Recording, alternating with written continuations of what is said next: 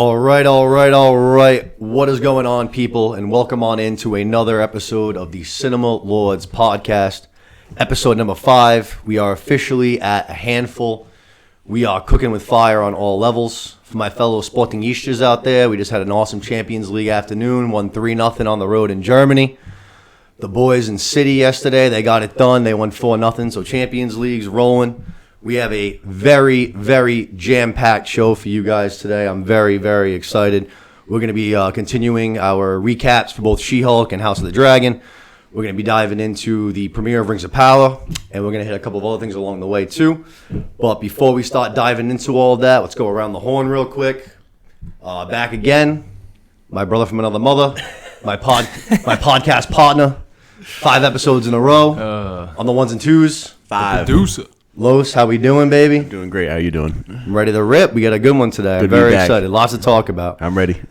And then making not only his Cinema Lords debut, but his podcast debut in general, which is another reason why I wanted to do this show. I wanted to be able to share this rush that I get and this excitement I get when I do these shows with my friends. But one of my long time friends, known him since elementary school, way back in the day, might be the only kid I fucking know that likes Mountain Dew as much as I do.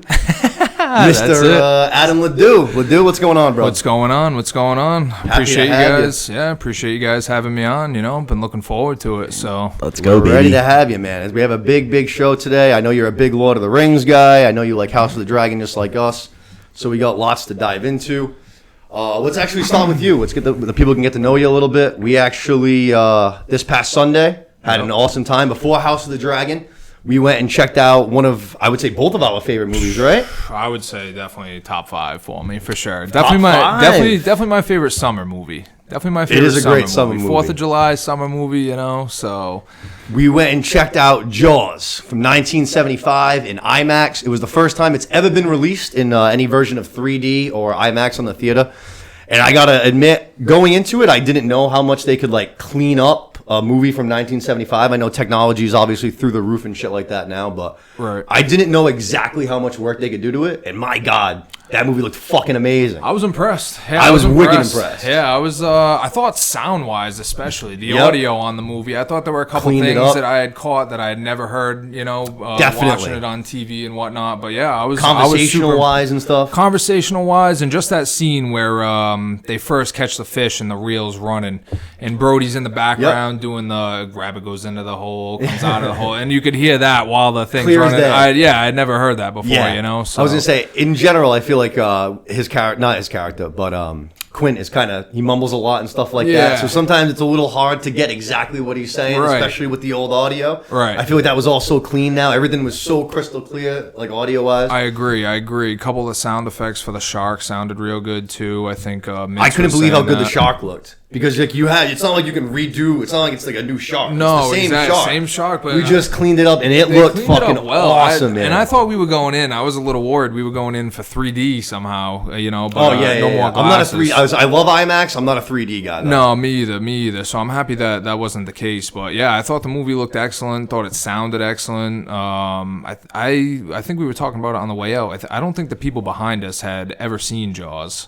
which was kind of crazy. Actually, I think he's definitely right. Yeah, they were talking a lot during the movie, and it made it seem like they had never seen it before. They were like surprised, like the whole like, oh my God, this just happened. This just happened. Talking about the special effects when they got in the lobby, like, yeah, it wasn't too bad. And I was like, yeah, I mean, it was kind of crazy to see. You know, that's crazy to me. They had to have, because it was a big group. Los, they had to. It must have been like, it must have been like what, 8 guys probably. I would go say 8 to 10 at 8 least. 8 to 10. It was a great group. So at least I have to imagine one of them was like a diehard Jaws fan. Yeah, who and had to put this thing in motion. Yeah. Because otherwise, how the hell does that even start? How do you just have like 10 random guys and like they've all never seen Jaws and they're like, hey, let's go check it out IMAX Sunday night. Yeah, I don't know. There was an old guy there too, by himself, just sitting in the back. Love that. Enjoying a classic. He probably saw the original when it came out in 75. Must have been blown away. I also was very impressed.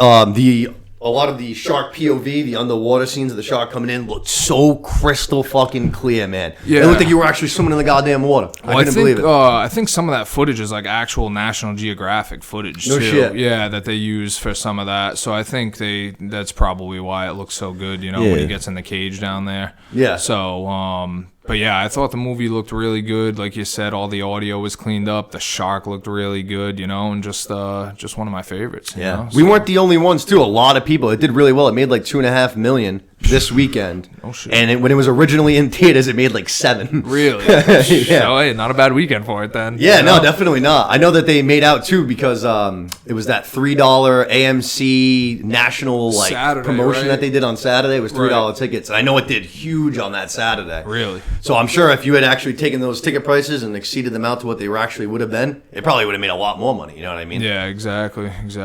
But it's cool definitely to see people going no matter what, and definitely to go seeing a classic. Los, you missed out. I missed Yeah, I out. missed out. I got a fun fact for you though. There's a scene when they're out on the boat at nighttime, and Okay. there's a shooting star, and that shooting star actually happened in real life. It was Oh, not, no that was shit. not an effect. Yeah, That's like the plane in Gladiator. they actually caught it. That's awesome. I love that. I never knew that. Actually, funny thing about that scene, we saw it in the theater, and obviously I've seen the movie like 2 billion times. But my girl Steph had only seen it the day that we watched it on 4th of July at my house. Was the first time that she'd ever seen it. Really? Yeah, so this is only her second viewing of it. And during the scene that Los was just talking about, Brody and Hopper are investigating the ship at nighttime, the one that's been basically left abandoned. It's like half sunken. We don't know where the Ben captain Gardner's is. boat. Ben Gardner's boat. Yeah. Thank you. Perfect. Yeah. They see the dead body when he's in the water. He's searching. He looks through the ship, and there's the dead body. I swear to God, Steph jumped so high that she scared the shit out of me. I went jumping. I told Seth after the movie, he's like, dude, you jumped so high, you made me jump. Yeah, it so was it a little goes ripple straight, effect there. It was a little domino. ripple effect for sure. A little domino effect going on. I was like, I know what's going to happen. I was like, holy Yeah, I shit, know. you just jumped so high. But overall, great time. I really enjoyed it. It's still out for this week, so if you guys had the chance, you can go see it. I definitely recommend go checking it out. There's still a few more days. I think it's like 10 days in total, so you still got a couple more to go check it out. Good deal. But actually, that made me kind of think, like, I actually said it to you when we were leaving, and whoever we were with, too, but it made me, like, really intrigued to see them do more of these. Like, I would love, the first one that came to mind was E.T., a movie that I absolutely love, that while I love it, watching it now, it doesn't age great. Yeah, Especially the doesn't special hold effects up. side of it. So I feel like if that's something that they can go in and clean up just like they did with this movie, I would be hyped to go see that. Haven't seen IMAX. E.T. I love in a E.T. while. One of my favorite movies, dude. Literally one of my favorite movies. But like I said, it doesn't age well, especially from the special effects Effects side. wise. Nick, you ever go on the ET ride at Universal Studios? I have in not. Florida? I have been to Florida like 2 times in my life, and it's never been a good place for me. Me and Florida do not get along well at all. But I do want to go back because obviously they have all that new shit now. Oh, you you'd the love Guardians, Universal Star Studios. Wars. Yeah. Universal Studios I is do an wanna entire go back. park just dedicated to To the rides. movies. Yeah, based Harry on Potter, movies and straight shows. to the Yeah, movies. it's unbelievable. You know? Yeah.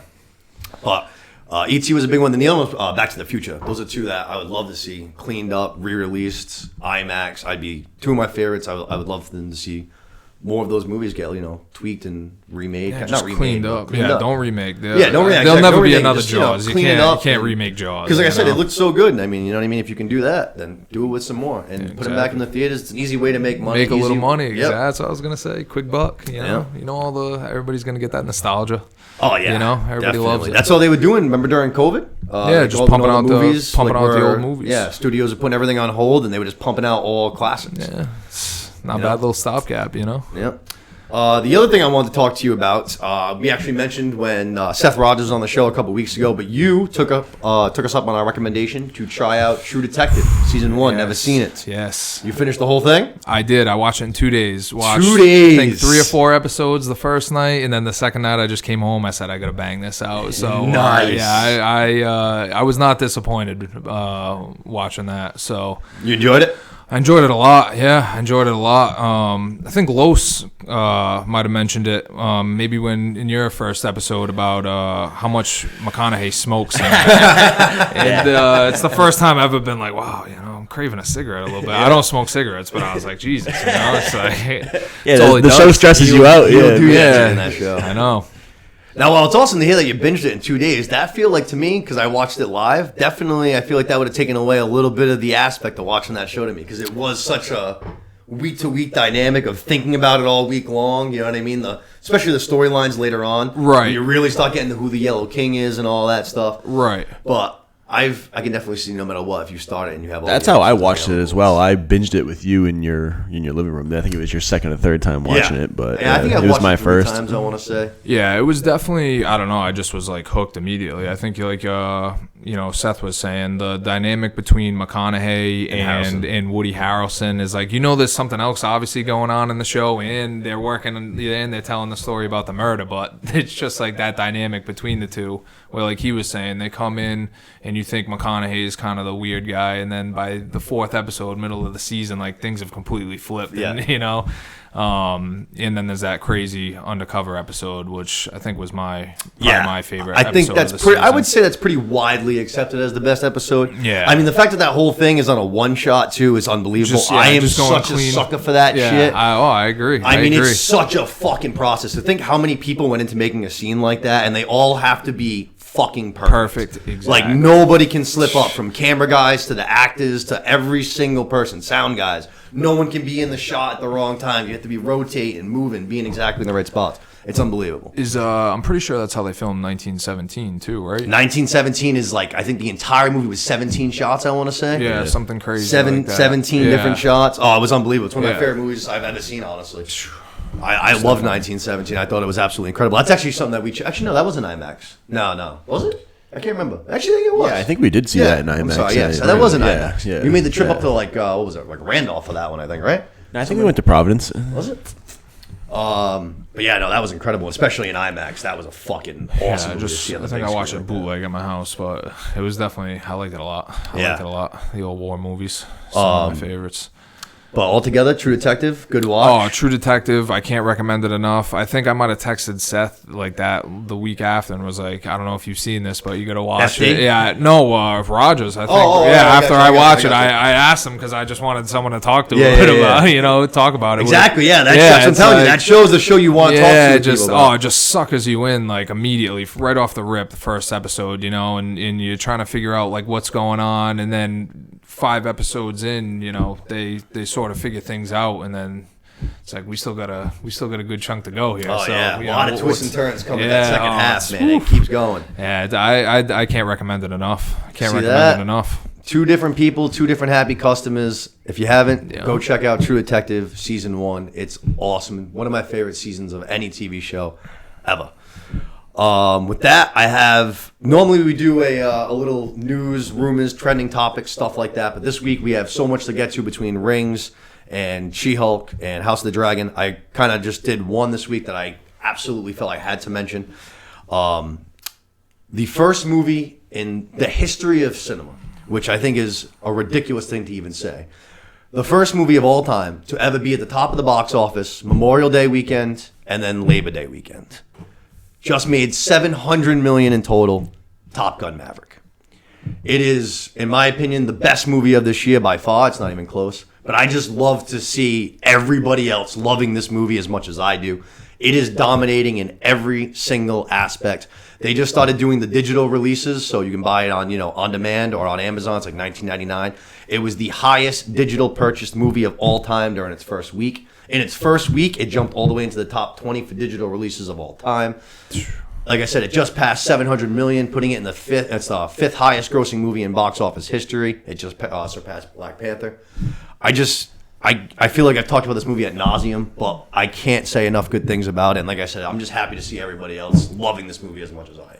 Putting up some numbers, it sounds like. I haven't seen it yet. I haven't seen the first Top Gun. Which so. is the first time you told me that, it blew my mind. Just knowing you, Yeah, I feel know. like I need to watch it. It's on my list. It's on the. I know your dad to-do too. list. Like if I know your dad, I feel like if that's I one know movie you would love, he would love that exactly. I can't believe he but- didn't put that on for you a bunch growing up. No, I mean maybe back in the day, maybe I it might can't have been believe on, it. but yeah, I'll bang out the first one and then I'll watch the second one because I You know gotta. you've been hyping it up and I really haven't heard a bad thing about it. So have no. you've seen it, Luce?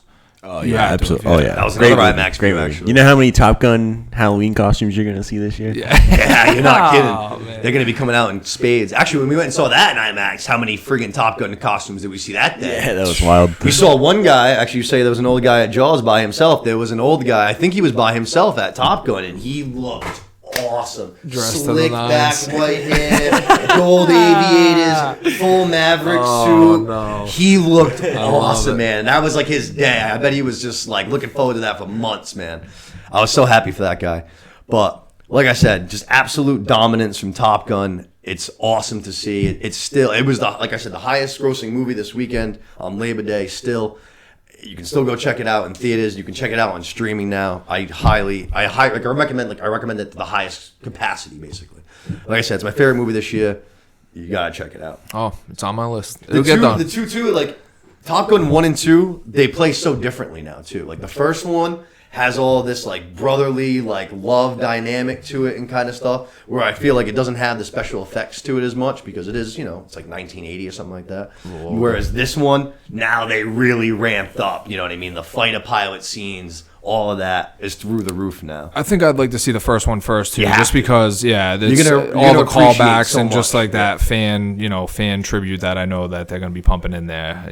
It'll make the second one that much better. Tom Cruise, man, it's like fucking 35 years later, and he fell seamlessly right back into character. It was unbelievable. Just like right back into it, like he never missed a beat. But definitely go check it out. If you can go check it out in IMAX, which it actually still might be playing. I think I saw that it was still playing when we went. Yeah, it is still up. Go check it out in IMAX like we did, because that's a definite IMAX one. The sound, the angles, all of it is awesome. From there, before we start diving into all of our recaps and breakdowns and all of that, gonna bang out my recommendations real quick for this week. I'm sure some of you guys are probably going to disagree with us a little bit, but as soon as September 1st hits on the calendar, that is now spooky season for me. That means from like September 1st to October 31st, I am consuming as much horror, thriller, slasher content as I can basically get my hands on. So it's one of my favorite times of year. I was very happy to see that rolled around again, you know what I mean? So this week, I'm going to start with two movies that are very, very light, more thriller, suspenseful, and they both star Daisy Edgar Jones, which I think she does a great job in both movies. That's why I kind of decided to do them together. Same, like I said, thrillery. The first one you can check out on Hulu is called Fresh. It's starring her and Sebastian Stan, who you guys will know as Bucky the Winter Soldier. It's a real interesting thriller, suspense. Like I said, guy meets girl, guy woos girl. Next thing you know, girl is in trouble for her life. But it's original. It's a plot line that I feel like has been done, 1,000 different times before. But this one is very original. It's got a very original feel to it. It's funny in a weird way. It's got a lot of humor to it. Sebastian Stan kills it in a very creepy but still charming role, I guess, at the same time. A little gruesome, I'm not going to lie. There's a couple parts where I'm just like, ew, gross. But if you're a fan of the Silence of the Lamb, Hannibal movies, I definitely suggest checking this out even more so, because it definitely reminds me in a lot of ways of the Hannibal movies. Netflix, you said? That one's on Hulu. Hulu, okay. Yeah, that one, good watch. And then the second one is actually something I just checked out last night. Right now you can buy it on Amazon Prime for $19.99. It just left the theaters not that long ago. It should be on, I would imagine, regular streaming though, coming pretty soon. It's based on, I guess, a book that was at the top of the New York Times bestseller list for months on end. It's Where the Crawdad Sings.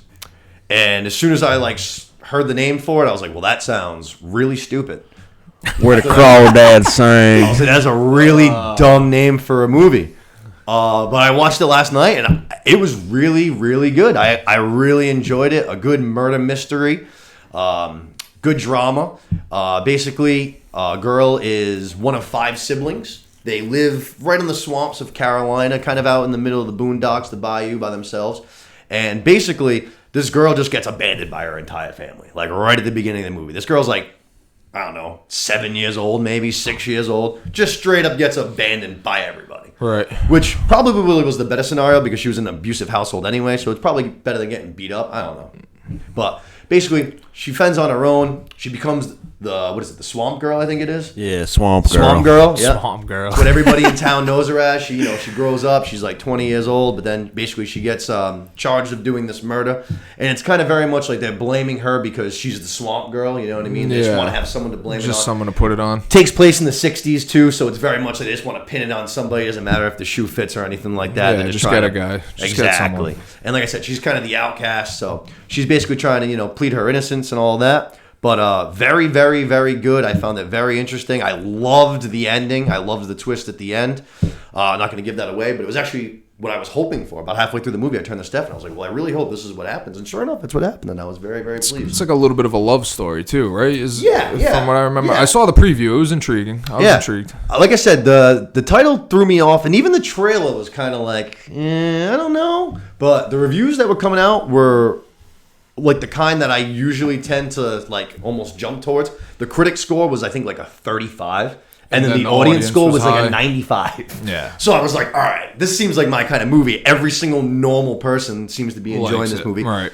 Los had checked it out in the theater with his mom, right? Yeah, my parents. Yeah. And he said that he enjoyed it, which most of the time, I usually, if Los likes something, I usually enjoy it too. Yeah, you guys fall on the same sort of. Yeah, for the most part. I mean, we definitely, I would say me and Los disagree on characters during things more so than the actual. Overall. Yeah. I got you. But like I said, I really, really enjoyed it. Good mystery. It should be coming out soon. Like I said, if you want to pay the money for it to own, go ahead. You can do that. But if you have any ways to cut cords, like some of us do, you can do it like that. That's maybe or maybe not how I watched it last night. Who can say for sure? But, definitely worth the watch though. For sure. Yeah, no, definitely, very, very intriguing. And like I said, I love those whodunit things, Yeah. and I think that's a good way to kick off the spooky season. Like I said. Yeah, I thought they did a good job just making the movie as well. It was a good, well put together movie for sure. Yeah, no. I would say my biggest complaint with it was something that was actually I saw a lot online was that while this girl lives on the swamp and stuff, like she lives in this little swamp house, she doesn't have like electricity or anything like that. She always looks very pretty, always looks very cleaned up, nice hair, makeup on. It's kind of like, well, it's the 60s and you're living in like a hut on the river. Like, shouldn't you be a little dirty maybe? Yeah. But that's just like something I can look past. You know, That's what I mean? Hollywood, baby. Big actress probably doesn't want to look dirty on screen the whole movie, but Right. like I said, it's something I can look past. But it's something that I definitely noticed where I'm just like, she's supposed to be like the swamp girl. Like, she's a pretty good looking swamp girl. You know what I mean? You think swamp girl, I think of like Stoop Kid from freaking Hey Arnold. All gangly, Swamp girl all never- gangly and dirty, Swamp Girl never leaves the swamp. That's it. Oh, hey, if you think I didn't say that like 5 times during the movie last night, you have no idea. I must have said it 15 times. But yeah, definitely check those out. Daisy Edgar Jones, like I said, she does a great job in both. And like I said, a good way to kick off the spooky season. We're going to be doing a lot of stuff, Halloween based, spooky season based, whatever you want to call it.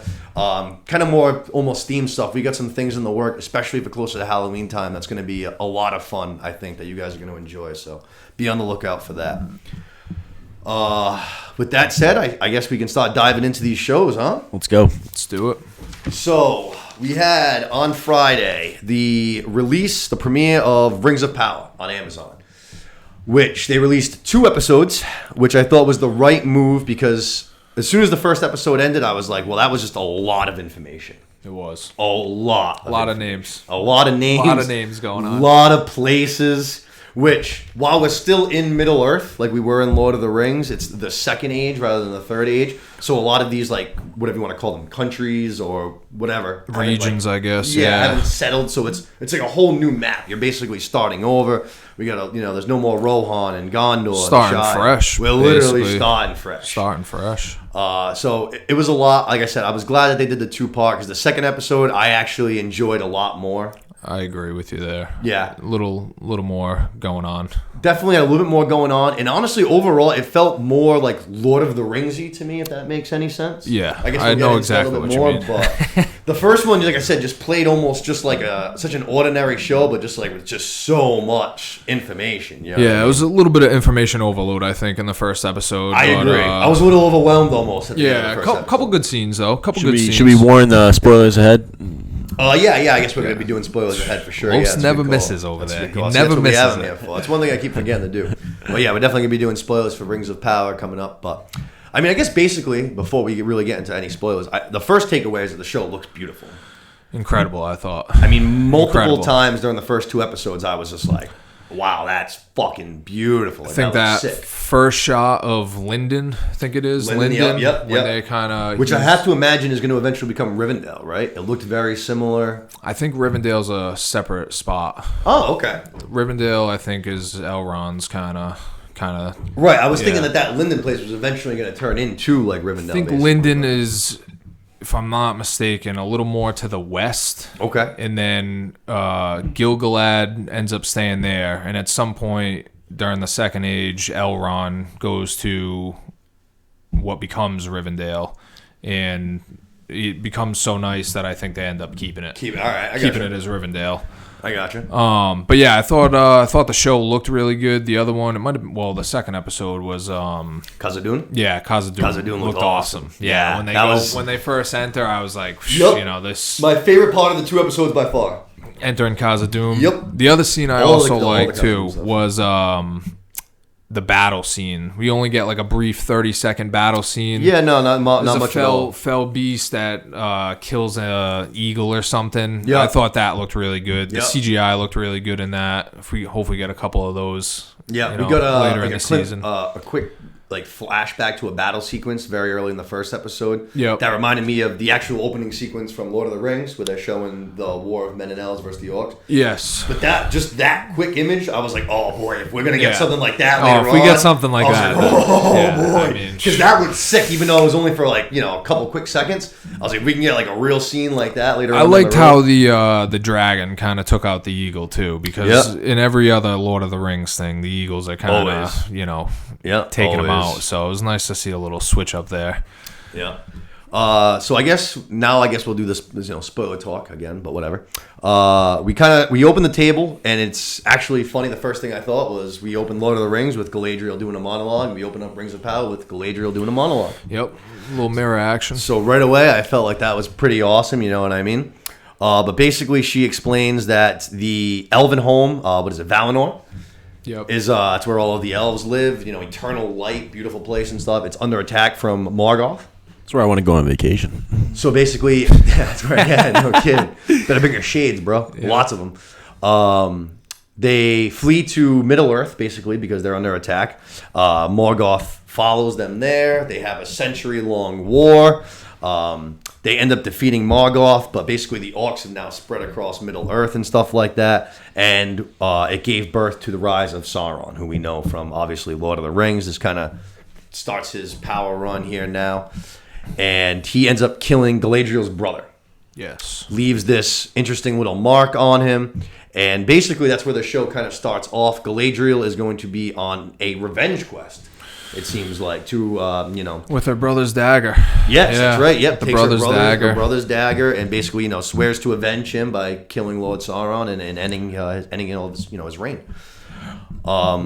Which I thought was a little interesting. I liked it. I love a revenge story. I mean, two Same. of my favorite movies, Gladiator Same. and Braveheart, revenge stories. That's actually one of the things I saw that was a complaint for the big Tolkien heads online, though. I've read the Lord of the Rings books, but that's it. So I'm not this massive Tolkien guy. But I saw a couple people online that were, you could tell big Tolkien heads that read all this shit, like Inside Right. Out. One of their biggest complaints, I guess, was they were saying that Galadriel being based around revenge is something that Tolkien would never have done. He said that, they said basically that anybody that would be based around, that character being based around revenge would always end up basically dying and Right. failing his quest. And I guess Galadriel's story in the books is a lot more like deeper than that. She's trying to basically honor, doing it for her race. She's got, I guess, more of a friendly relationship with the elves than it seems like in this, because in here that's a little hostile, I guess, kind of. Yeah, it seems like she kind of reminded me of Gandalf in The Hobbit, when they're kind of like saying, no, Sauron's not back. I think they have that meeting of the White Council. Yep. It was either in the first Hobbit or the second Hobbit. And, Yeah, I think so. Yeah. Saruman's telling him, I'll look into it. There's nothing to be worried about. Kind of reminded me of that a little bit. Like she was, she knows something's going on. And same as Gandalf in The Hobbit. So Yeah. it's cool little, I thought they kind of paid homage to that a little bit, So, but Good way to start off the show. I like it. Like I said, I like a good revenge story. I think revenge is always a good thing to base any story around. The Northman again this year, good revenge tale. Revenge is a great thing for, great storyline. You know what I mean? No, Yeah, I I'm a agree. simpleton, so it got me. Yeah. That's all it takes. I agree, and I think to do something that in depth, where you want to get all this characters' different backgrounds, and that's gonna take so long. I mean, I don't. we don't Yeah, have I don't 1,000 think they can pages do to that. flush exactly. Yeah, and a lot of this stuff happens over like thousands of years. That's like you were true, saying, right. you're like a revenge story. Sauron, I think, sits or in like in the void or something for like 5,000 years, just plotting his revenge.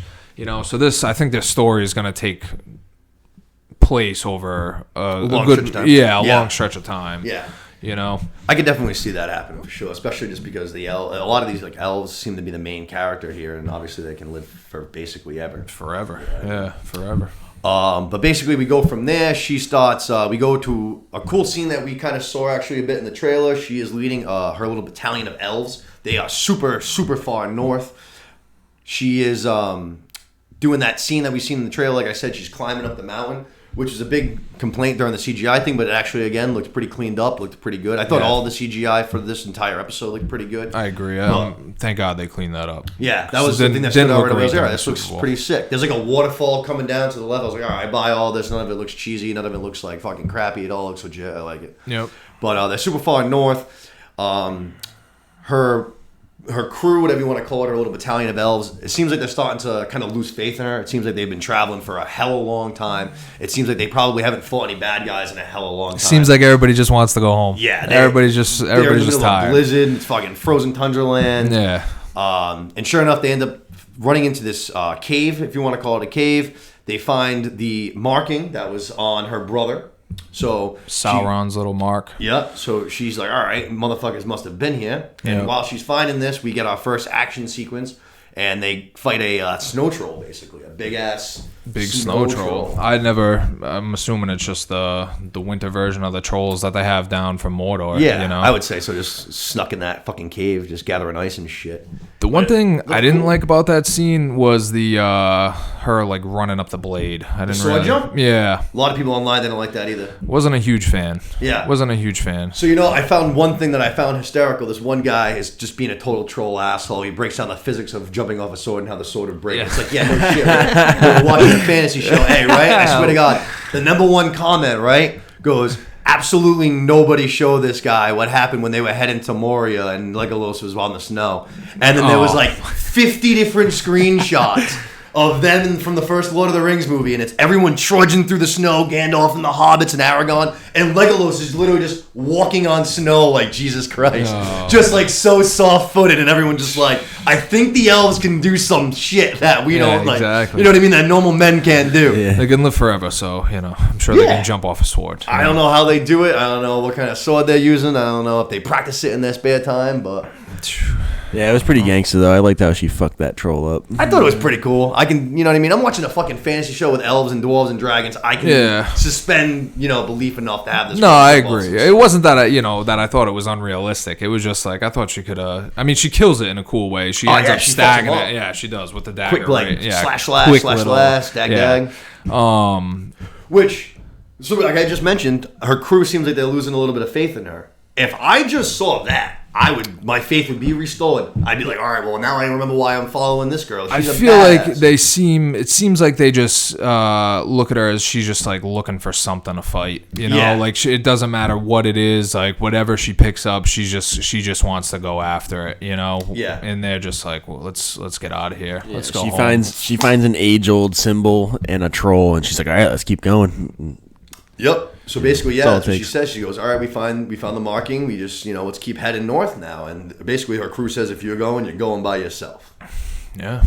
Leave her out to dry. Yeah. Tough. From there, I think we went to the introduction of our, I guess, new hobbits, the Harfoots. The Harfoots, yeah, I think that's what the Hobbits. There's three. There's like the Harfoots and two other families or something, and that's the bloodline of the Hobbits. Okay. So A couple little family minglings. And a couple little, little gotcha. Game of Thrones incest or something going on there. I got you. I definitely I liked their intro. I found it very funny. I always liked the Hobbits, even in Lord of the Rings. I just find their whole little thing kind of comical. But they're hiding out. They pop out, get loads of berries. They're going bananas for berries. Yep, bananas you would for have thought that berries. they just hit fucking the lottery for $1 billion. They're simple. Yeah, They're simple. Simple people. You know. And then we got a view of what reminded me of the dogs that the orcs ride in the Two Towers, but a different breed of a The warg. dog. Oh, yep, that's The what that's right. I think the wargs or something. That's Warg what they call it in the riders. Two Towers there. I don't know if they mentioned the name, but I think they just said dogs. But They some must- kind of new beastie looking thing. I think they just call them wolves in the book. So I don't know if that's just what they're gonna be known as in this one, just wolves or something. They definitely, like you said, a little bit different looking. Yeah, definitely a little Yeah. different. Little like not so souped up. It almost looks like they were just like the beginning of evolution. You know what I Yeah, mean? exactly. Over time, in another century or so, Like the they'll fucking wild get real ones or fierce looking. something. Yeah, do a little experimenting. Yeah. Some dark magic on them. Yeah, those ones in the two towers are fierce looking, man. Those Yeah, things are they're mean, big, dude. big. Those things are mean, but those things are definitely, you know, pretty scary looking too, I guess. You know what I mean? Definitely the hobbits ducked down, they got out of there, but cool little intro. Instantly reminded me of the hobbits, like I said. Yep. Isn't there like I think in the first movie too? Isn't there like a family that Bilbo thinks it's something just like Harfoots? Is it like Proudfee or something like that? Yeah, there's like Brandywines. I'm sure there is a Harfoot because I think that the name just like Yeah. the Harfoots are like Bilbo and Sam and Frodo. They're all like Harfoots, I guess. Like when you All right, like trace their descendants? yeah, Yeah, exactly, I gotcha. exactly. So that's Family that's line. where you get them from. I'm sort of interested what exactly the Hobbits role is going to be in this show. Well, I think we're gonna get there in a little bit. I think we definitely figure that out, but at the end of this episode, which I have some thoughts on, which we'll get there. But from there, we go to another introduction. We meet Lord Elrond, who we know from Lord of the Rings, but he's obviously significantly younger. He is in no means the high authority that he is in Lord of the Rings. He's much lower down on the totem pole now. Actually, that's how we're introduced to him. He's not even allowed into some meeting, I guess. It's for like the High Elves. I think it's the High Elves Council. The High Elves They tell Council. him it's like the first bit of news they bring him. They hit him with, you're not allowed in the meeting tonight. You're not cool enough to be yeah, in you're with not us. you're not high enough. So And we get the view of what you mentioned, Linden, the home of the Linden, elves, yes. which looks, like we said, absolutely beautiful. Looks sick.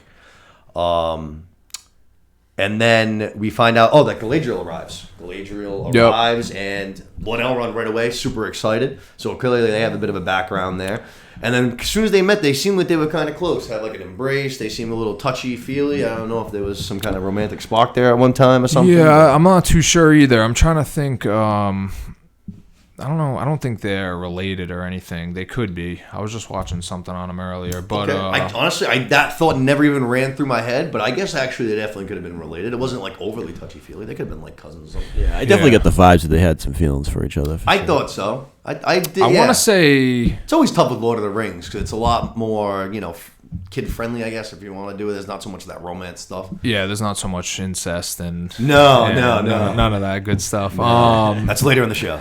But yeah, I want to say they could be related somehow. So Oh, okay. yeah, I'm not 100% sure on that. We'll have to look into that. Yeah, I'll We'll look into that a little, but they definitely have a history. Okay. They definitely have some history. So So basically, after their greeting, their reconnection there, he lets her know that she is basically being sent home, that her job is being considered done, that she did what she was sent here to do.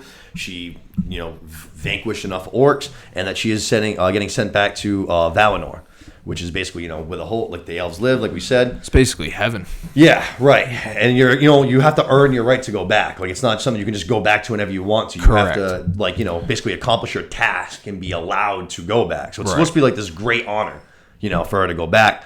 And right away you can tell that she is just not pleased.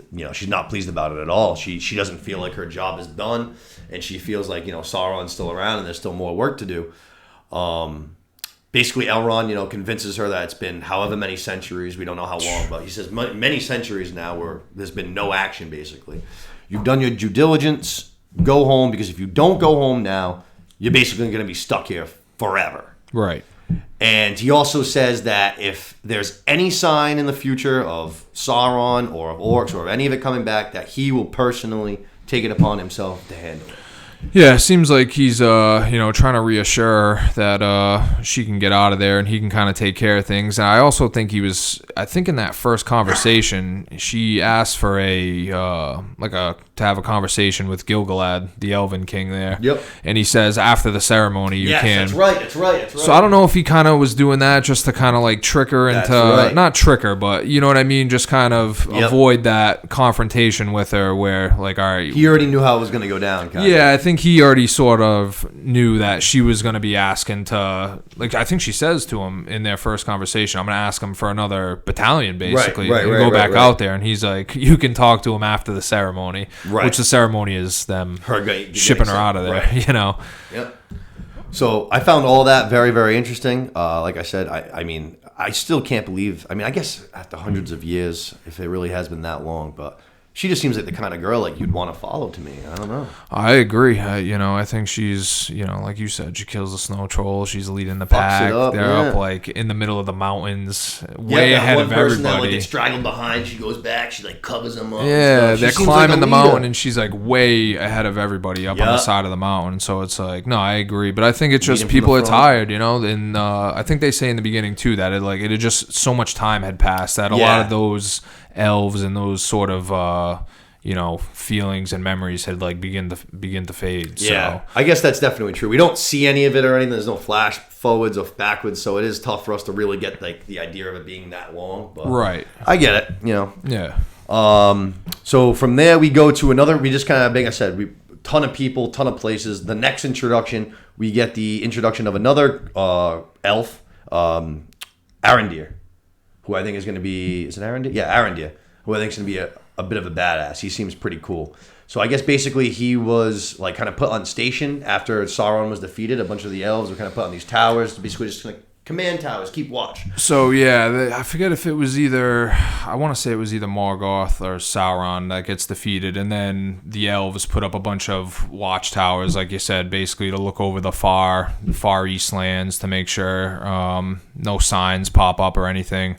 But yeah, I think they've been out there for what'd they say? I know he said that years, he had been 79 stationed years. where he was 79 years. 79 years. So yeah. So yeah, basically just like a little security post out there, you know. Like almost little castles along the wall in Game of Thrones there. Little spots of the Night's Watch. Watch. The Night's Watch a little bit. But he goes into a town, which obviously it seems like he's in a lot. The bartender knows him by name and stuff like that. One of the guys in the bar gives him a hard time, which he handles like with super class. The guy friggin' insults the shit out of him. The bartender goes to stick up for him. He catches the bartender's hand, which I thought was sick. He's like, we don't need violence. So Yeah. just get this guy out of here. Everything's going to be chill. It seems like he's got a love interest. It seems like a little maiden, a woman. He's definitely got a little something going on with that that girl. I forget her name. Yeah, I forgot it as well. But it seems like there's definitely some love interest going on. There are rumors apparently going around town that they had been together.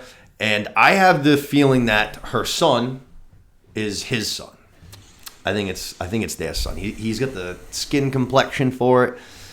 We don't know who. He says one of the kids that's bullying him basically says that, you know, you don't know who your dad is or whatever happened to him, which gives me the impression that like there's no story because I'm definitely interested to see what's going on with that kid in that sort of situation, because I think at the end he goes and sees her and she's sort of like, what do you want? And he's like, oh, I've said it so many times but never in words. So I don't know, like, which gives me the impression like, you know, he's in love with her kind of a thing. Right. But so like, I don't know. I think if you had a kid with someone, like, you would know whether or not they were in love with you, I guess. So I guess I don't know how long that relationship's been going on or how serious it is. So, but that kid's definitely he's got something going on there. Definitely. You know, he's definitely an interesting character. Yeah. So he actually, the son ends up going into, it looks like a barn basically. There's this little hidden cache underneath one of the floorboards. He pulls it up and he finds the broken sword or a broken dagger. I'm guessing it's Morgoth, I would have to imagine. I think it's just a black blade. Is it? I'm not 100% sure. I think it's got like that little. It's got the same that marking like twist there. It's got the Sauron mark. Yep. On the blade, it's got the little Sauron mark. There's some weird thing going on with this show with licensing and rights. I'm not too sure. They mentioned it a couple times, but I guess there's certain aspects they can't touch on. But I think from like the Lord of the Rings series, you're saying? Yeah. There's certain like storylines, I guess, that they can't actually talk about, I guess. That's fucking weird. It is weird. So I think it might just be like a black blade. I'm not 100% sure, but I know Morgoth's weapon was like Grange or something, which was like a huge like hammer, basically. Okay. So I think that's like a blade from Mordor or something. Not 100% Definitely sure. something that's got some spiritual voodoo or some shit going on. Something with crazy. it, Yeah, something he sees crazy. like an eye, like I said, he sees the Sauron emblem light up, and then he almost kind of gets like possessed by it. Sort of, he kind of fades out for a minute. It looked like the like when they go into that I don't even know, cavern you want to call it at the beginning, and they're kind of messing. It looks like they were messing with like dark magic. He says they were kind of doing something, bringing something back and forth. So I wouldn't be surprised if that blade and that cavern are tied into each other a little bit. You know? Okay, I got you. Yeah. All right. So after the kid finds that, we get a pretty gross little image. We're still in the town. This farmer brings over his cow. Yeah, it was Says gross. something's wrong with it. Arondir, which I'm gonna work on. These names between Lord of the Rings and House of the Dragon being on at the same time. These gonna be names, tough. my head is gonna fucking explode. It's gonna be real tough. But Arondir goes over to the cow, gives it a little squirt in the milk, and literally just black fucking goo gunk gross Yeah. just comes pouring out of it. It's Nasty, disgusting. nasty stuff. But then, him and the lady, they basically they ask where he was, which I forget the town that they were in, but they instantly set off for it together. I think he just says they were east. I forget. Was it? Could've just been he a does. direction. He says Yeah, it was a east, and Horden? then he mentions a town or Yeah, I something. think it was Horden. Yeah, Horden might be. I think he's right. All right. And then we go to the last scene of the episode, which is Galadriel on her boat. She's heading to Valinor with the elves, and basically, as they're getting right into the gate, the gate of light is opening up. Galadriel says, "This isn't for me." She literally dives overboard in the middle of the sea, and as that happens, a fucking meteor comes plummeting out of nowhere and lands right next to the Harfoot's home. Do those two things correlate? I feel like they do. Like, I don't know if Galadriel doesn't jump off that boat, if that meteor ever comes down. I think those two things may be directly correlated with one another. They happen at the exact same time at the show, Exactly. too. And the other thing that I think could bode to your point is that when Gil-galad and Elrond are speaking, he tells Right. them that we foresaw that something she does Could cause exactly exactly what she's trying to prevent. So I'm not too. I'm having some trouble trying to figure out who that is. I've got a couple theories, but we'll save that for the second episode, I guess. We see the meteor crash, like I said, right next to the Harfoots, and literally inside the meteor is Jesus. Pretty much. A tall, bearded, naked man with long hair is just chilling in this fucking meteor, and that is where the first episode ends. So, like we said, a lot of information. The only other thing I wanted to mention about that was when they first go into that cavern, and he says, one of the elves says, "Oh, my hands, I can't feel the warmth anymore." And then he holds his hand to the fire, and he says, "It's not even." Shit, so evil, like that So evil yeah. that light or something Yeah, can't make warmth warmth. can't touch it. Yeah. And then when Nori Harfoot jumps in there and she lands on, or she falls in the pit. Yep. She lands on the fire, but she says, the fire is not hot. So I'm interested to connection see if there. those two kind of that is a good connection. I never play even into thought each of other. that. So I don't know if this guy is evil or Well, let's say we're gonna pretty much get right to there because that's where episode 2 starts up. We come to the same spot, and right away, the Harfoots actually for the night they take him basically into the woods. They give him this little hut thing from the fall asleep. They come back the next day, and he is started carving in all these scriptures to the wood and all that shit. And as soon as he sees, what's the Harfoot's name, the main one? Nori. Nori, thank you. As soon as he sees Nori, he does some straight like evil witchcraft, fucking dark shit. Wind coming. Reminded me Storms. of Fellowship of the Ring when Bilbo doesn't want to give him the ring. Yes, When Gandalf, exactly like that. Gandalf actually. sort of snapped at him and kind of got scary, and it was like, oh shit. Yes. So that sort of makes me wonder. I don't know. There's a lot of people this person could be. Yeah, I agree. You know? So I don't know if it's Gandalf. I don't know if it's another wizard. I don't know if it's Sauron. I don't know how they're gonna introduce him, but that those two scenes just sort of reminded me a little bit of each other. You know, getting kind of intense. So Nori basically trying to help him for most of the episode, just trying to communicate with him and such. He eventually ends up doing another thing reminding me of Gandalf, which is they had the lamp full of fireflies. Fireflies. And he ends up basically like letting all the fireflies go, and then just starts grabbing them one at a time and starts basically telling them what to do, Like just whispering to him. just like Gandalf did was the butterfly, how he gets off the Exactly. tower. So that was, again, I was just like, wow, this is interesting. Yeah, It makes me wonder if that's who it's gonna be. Gandalf, huh? Definitely- I'm definitely just some curious parallels. because that's sort of like Baby Yoda, Jesus Gandalf. thinking is in the books. That's like he's sent there, from Valinor. True, right. To like To accomplish that's the his- quest. to accomplish the task.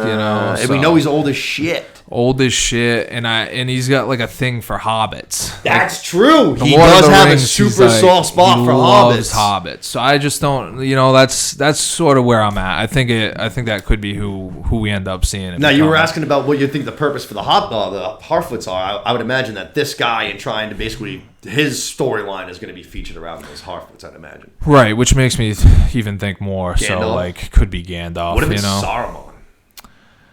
That would be interesting. Real evil Saruman? That'd be very interesting. Yeah, because I think he's like good. He's good before. Before he goes, yes. Before he hears- He's going to get off the Titan stuff. Yeah, Remember, he him, goes and helps him out at the Gandalf, beginning of the Fellowship. Radicast, all of them. I forget how many wizards are sent over, but that's sort of Gandalf's origin story. Is he's sent there, from Valinor. So We're going to try to, rather than go linear through this one, I'm just going to kind of go through the character lines because we have to kind of keep moving because we have a lot to do. oh yeah. But the biggest thing that I loved the most about this storyline from this episode was definitely what Lord Elrond did. He is talking to the king, which is, what's his name again? King Durin. I think he's talking with the prince. Oh, is it? So the king comes in later at the end there, where we see that I guess the jewel at the end. All right. But that's the king, and then there's Prince Durin. All right. So they have plans for this, this new forge, basically, this new elven forge. They're saying that they're going to be able to create things with it that would completely, like, shape Middle-earth, change the game entirely. He wants it to be built by spring, and basically, in order to do that, they need, like, the biggest army of builders ever assembled. Lord Elrond suggests his dwarven friend. So we go to Khazad-dûm. which is Moria eventually, right? I believe it is. I think so. I So they even believe call so. it. I think they mentioned Khazad-dûm in In the Fellowship. they definitely do. They definitely do. Yeah. But yeah, that was a great scene going in there and seeing what they're cooking up in the mountains. Going into pretty much. Khazad-dûm. Yeah, this was definitely my favorite part of the entire 2 episodes. Just like walking in there for the first time and seeing Moria in its heyday. Because we only see it, obviously, in the Fellowship, and it's super run down and beat up. It looks like it's been abandoned for forever and stuff like that. And now Yes. this place is popping. This place is Real sick. nice. They got the gardens, the waterfalls. He's got a tree planted down there. So Yeah, he basically... So I guess he has Lord Elrond says he has a friend who's a dwarf, who's the Prince Durin. Yep. He tries to call a meeting with him. Prince Durin's not having any of it. We're not really sure why yet, but he just wants nothing to do with seeing his so-called friend.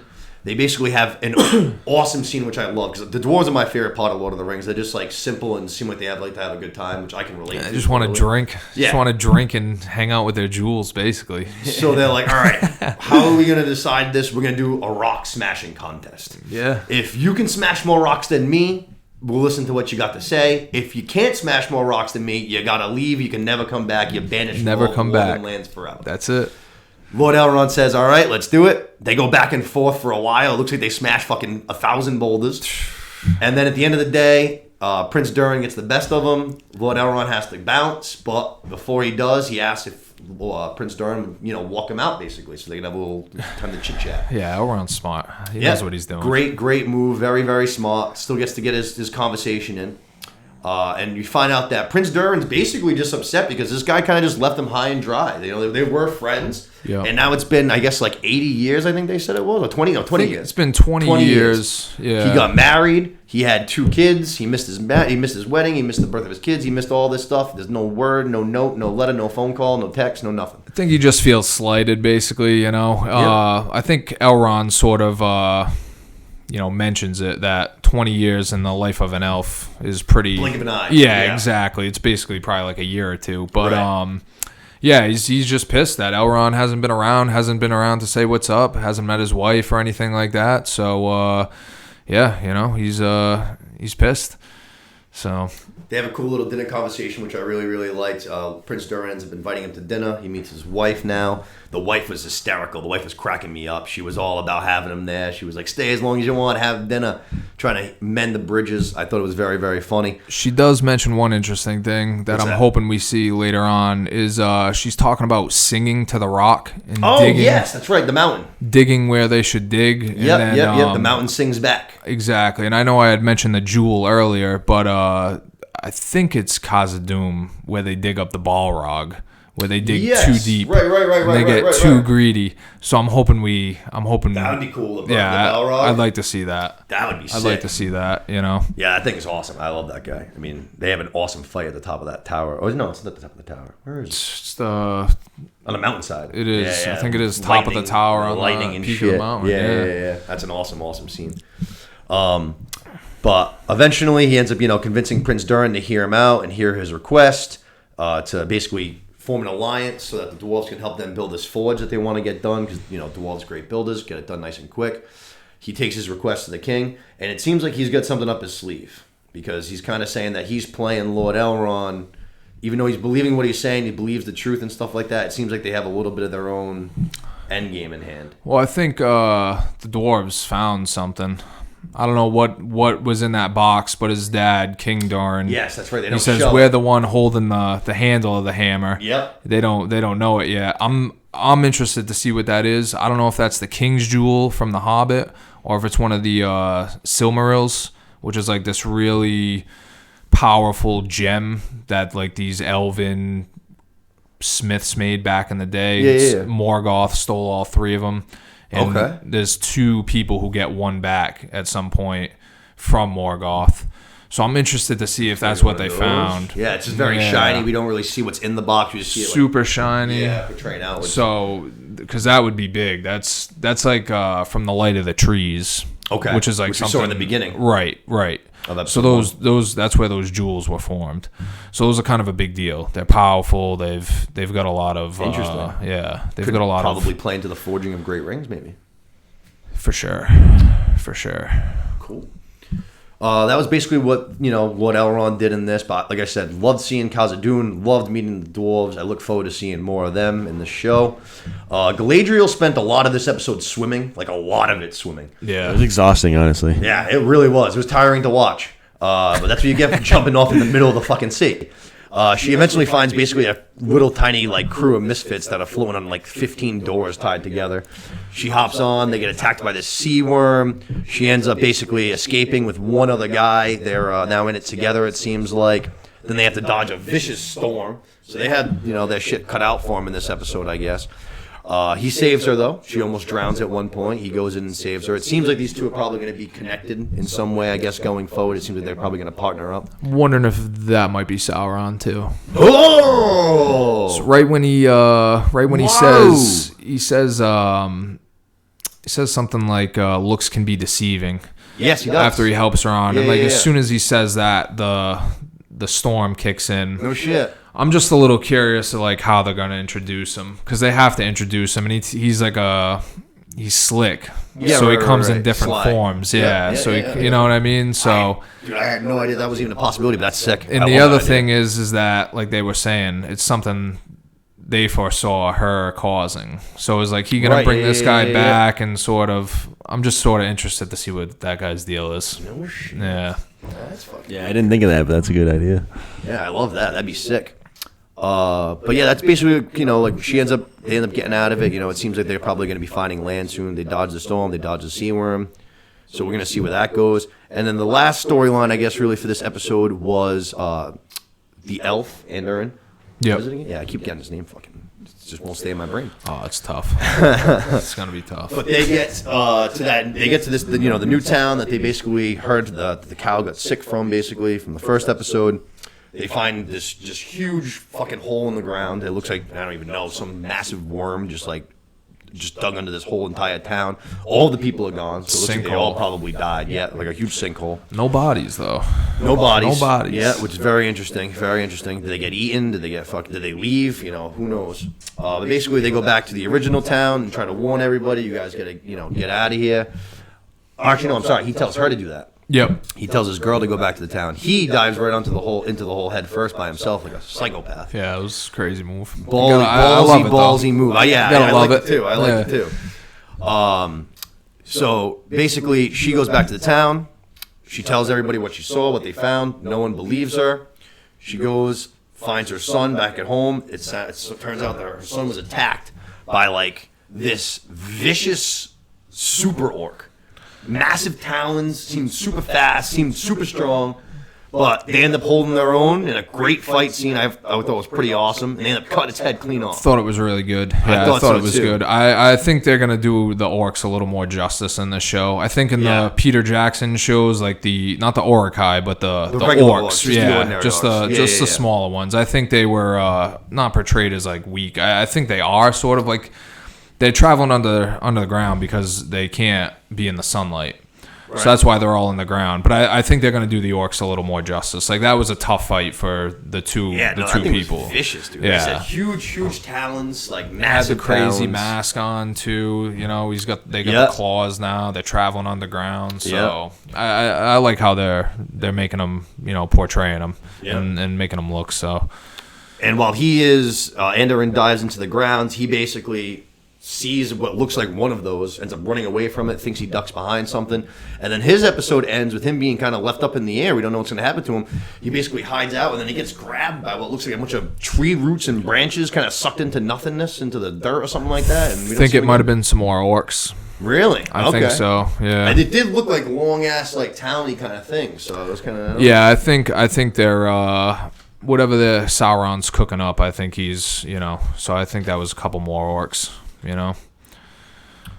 All in all, I thought it was a pretty strong first two episodes. I liked the second one a lot better. It seemed like they really started to push things into the direction of where the show's actually going to go, whereas episode one was just a lot of information. But either way, I liked it. I'm enjoyed by it. I'm definitely intrigued to see what they got to offer. It's definitely a little bit behind in the fight right now to House of the Dragon, that's for sure. Going up one against the other is definitely tough, but it's early, a lot of time, a lot of game left. Yeah, I'm definitely interested to see what happens. I mean, it's tough to compete with Game of Thrones, especially number-wise. You know what I mean? Of course, everybody's going to be drawn to that. But I think if they keep doing things the right way and they keep the pacing at the way it is and sort of just keep moving things along, I think it could end up being really good. So yeah, I definitely think so. If we get some of these battle scenes that look as good as the rest of the show does, I mean, I don't know. I agree. I mean, just a little taste of something like that. Yeah, you definitely tell where a lot of the money went into the special effects and the CGI and the look of everything because it looks fucking gorgeous. It does. My two concerns going into this show was how it was going to look, which I'm not concerned about anymore, and I was concerned about it having that Lord of the Rings feel to it, and it definitely got the feel. So looking forward to it. Yep, definitely. Had some of the music too. Definitely brought back some of the good old Lord of the Rings music. You know what I mean? Yeah, the little intro I thought they had a little bit of that sort of Lord of the Rings classic kind of stuff, and definitely some other stuff throughout the episode. So, like you said, I think episode 2 felt a little more like Lord of the Rings than episode 1. Definitely, at least to me. But yeah, definitely, I thought so.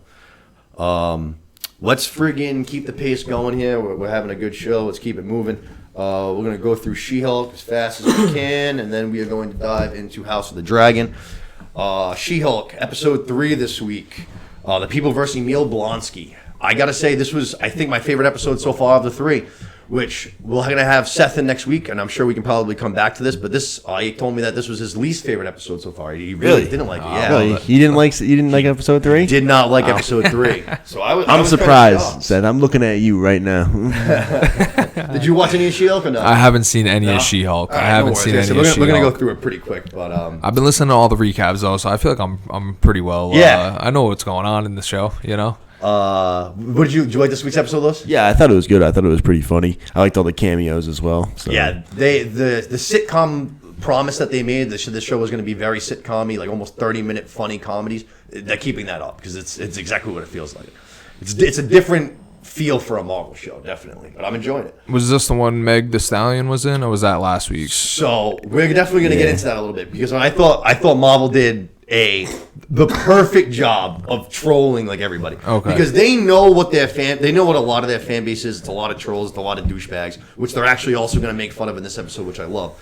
But they put out there that they're going to have Meg Thee Stallion on, and they know everyone's going to be like, "What the fuck, Meg Thee Stallion in the Marvel MCU? That's how I was What thinking. a fucking lame fucking thing. We have Megan Thee Stallion." I was just like, whoa, it's The way it they seems so random. incorporate her into the show is fucking hysterical, and it's genius, and it worked perfectly. I love it. And it was great. Good. So let's dive in. Right away, we open up high security prison that Emil Blonsky, aka Abomination, is being held at. And we saw that in the end of last week. He breaks out, which we saw that scene in Shang-Chi. He's fighting Wong. But he's actually returned to prison on his own free will. It turns out that he didn't actually break out of jail at all. He was basically forced to break out of jail. Wong shows up, and he says Wong shows up, the Supreme Sorcerer Wong, and he basically said, "Hey, you're coming with me." Breaks him out. He was forced to leave, and Basically, he wanted him to be good competition, so that way he could be a good Sorcerer Supreme. Was his reasoning behind breaking him? right, yes, that's right. Wong needed a good fight basically to prove his worth. But Jen, basically says, "Okay, I hear you. We're gonna look into this. I'm gonna find this Wong guy." She doesn't know who Wong is yet. But then, as she leaves the high security prison, she has her first fourth wall break of the episode, which was my favorite one so far. We just mentioned Wong. She goes, "All right, I know what you're thinking here. This isn't gonna be one of those cameo shows." And then she pauses and she's like, "Except for Mark Ruffalo in episode 1, and Abomination in episode 2, and now Wong. All right, just don't forget whose show this is." Yeah. I thought that was very, very funny. I liked that a lot. I like all these fourth wall breaks. I feel like they use them at the perfect times. And while she's driving, they do this awesome little flash to the news cameras, basically. And it's a couple of different news headlines. They're doing all these funny reads about She-Hulk. And then it goes to the comment section, and Marvel does their amazing job of trolling some of their own fans. But basically taking a bunch of tweets that you would see online. Like, why are they stealing the Hulk's powers and giving them to a girl? Why are we doing, if we're going to have a female superhero, can't we give her her own powers? Just straight trolling their own loser fans. At least they right know. in their face. At least they know. It was perfect. It was so funny. I was dying laughing. I literally fist pumped. I was like, there you go. I was like, because there are so many of these fucking losers who are like, it's like She-Hulk was written in 1982. It's not like she was written 2 years ago. You know what I mean? It's not like they just stole her power. It's like she's a significant figure in the comics. Like, pay attention. Do a Google search for one time. You know what I mean? But I thought that was hysterical. She ends up at a meeting at her boss's office. And Dennis, who we met back in episode 1, is in there. This scene I thought was hysterical. Dennis is low-key my favorite character in the show. This guy is fucking hilarious. Yeah, his ego is massive. It's so massive. This he's basically saying that he's trying to sue for fraud. He was defrauded for $175,000. He was under the impression that he was dating Megan Thee Stallion. Turns out that it was not Megan Thee Stallion. It was in fact a shapeshifter from New Asgard who was just posing as Megan Thee Stallion. Who we see very shortly after. Her alternative form is this old woman, witchy looking, I don't even know how to describe Absolute lunatic. Yeah, very funny. Looks like something out of the Haunted Mansion or something like that. Man. But I thought that was wicked, wicked, wicked funny. He's basically trying to find who's going to be his lawyer. They say Jen at first. He's like, "No, I don't want her. I already know her." They bring in the other lawyer, and he goes, "Oh no, I can't have her. I can't be working with any tens when I'm talking about about manly stuff. She could be my next fiance," which I thought was hysterical.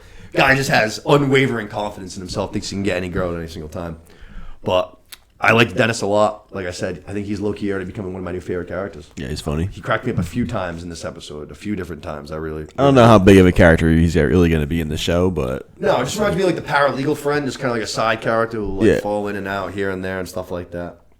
But I thought, like I said, that whole thing was wicked funny. And then from there, we finally get Wong. Wong enters right there in the meeting. Jen's like, "All right, let's go out of here. Let's go, me, you, talk."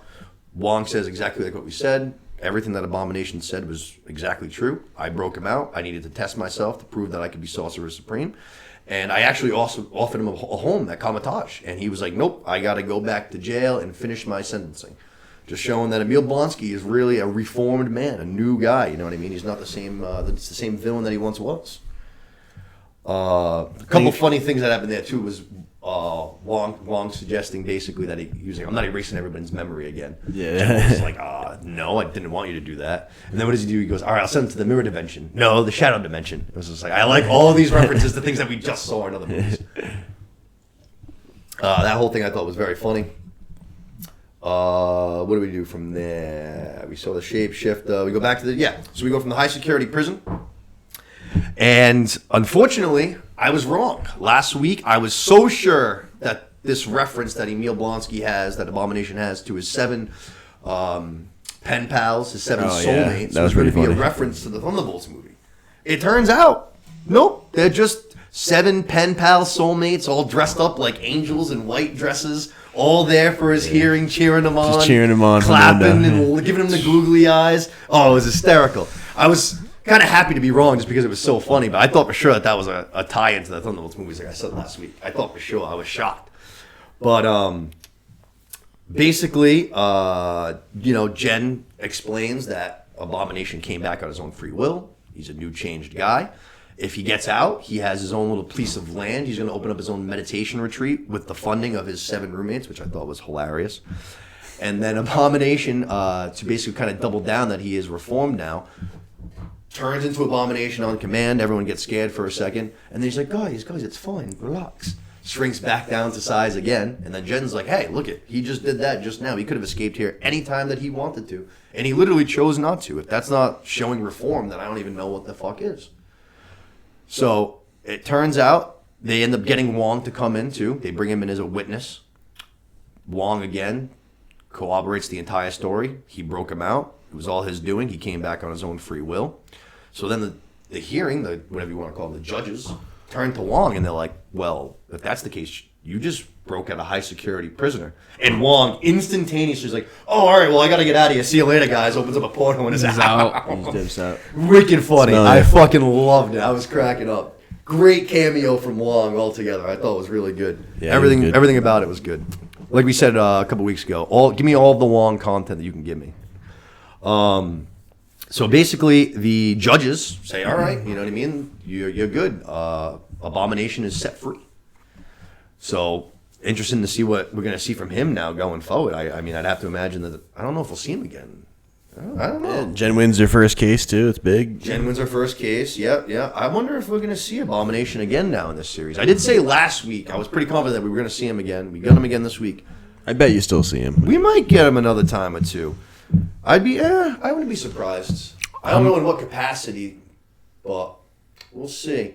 I don't think we're going to wait all the way till the Thunderbolts movie to get him, you know what I mean? I feel like we have to find a spot for him in some way. Yeah. How many episodes is She-Hulk? It's going to be 9. This 9 is episodes, episode half 3. hour? Yeah, half hour. Quick watches, real quick, in and out. Yeah, it's not too bad. No, it's easy. They might not It's even fun. be a half hour too. It's usually like a little bit. Yeah, because once you mix in the of the credits. credits and everything. Yeah, it's probably like 20, 25, 26 minutes a pop. From there, we go to the bar. She is at the bar with her paralegal friend, whose name I cannot remember, and Dennis. Oh, no, not Dennis. I'm sorry. The other lawyer. The lawyer that Dennis goes to. Yeah.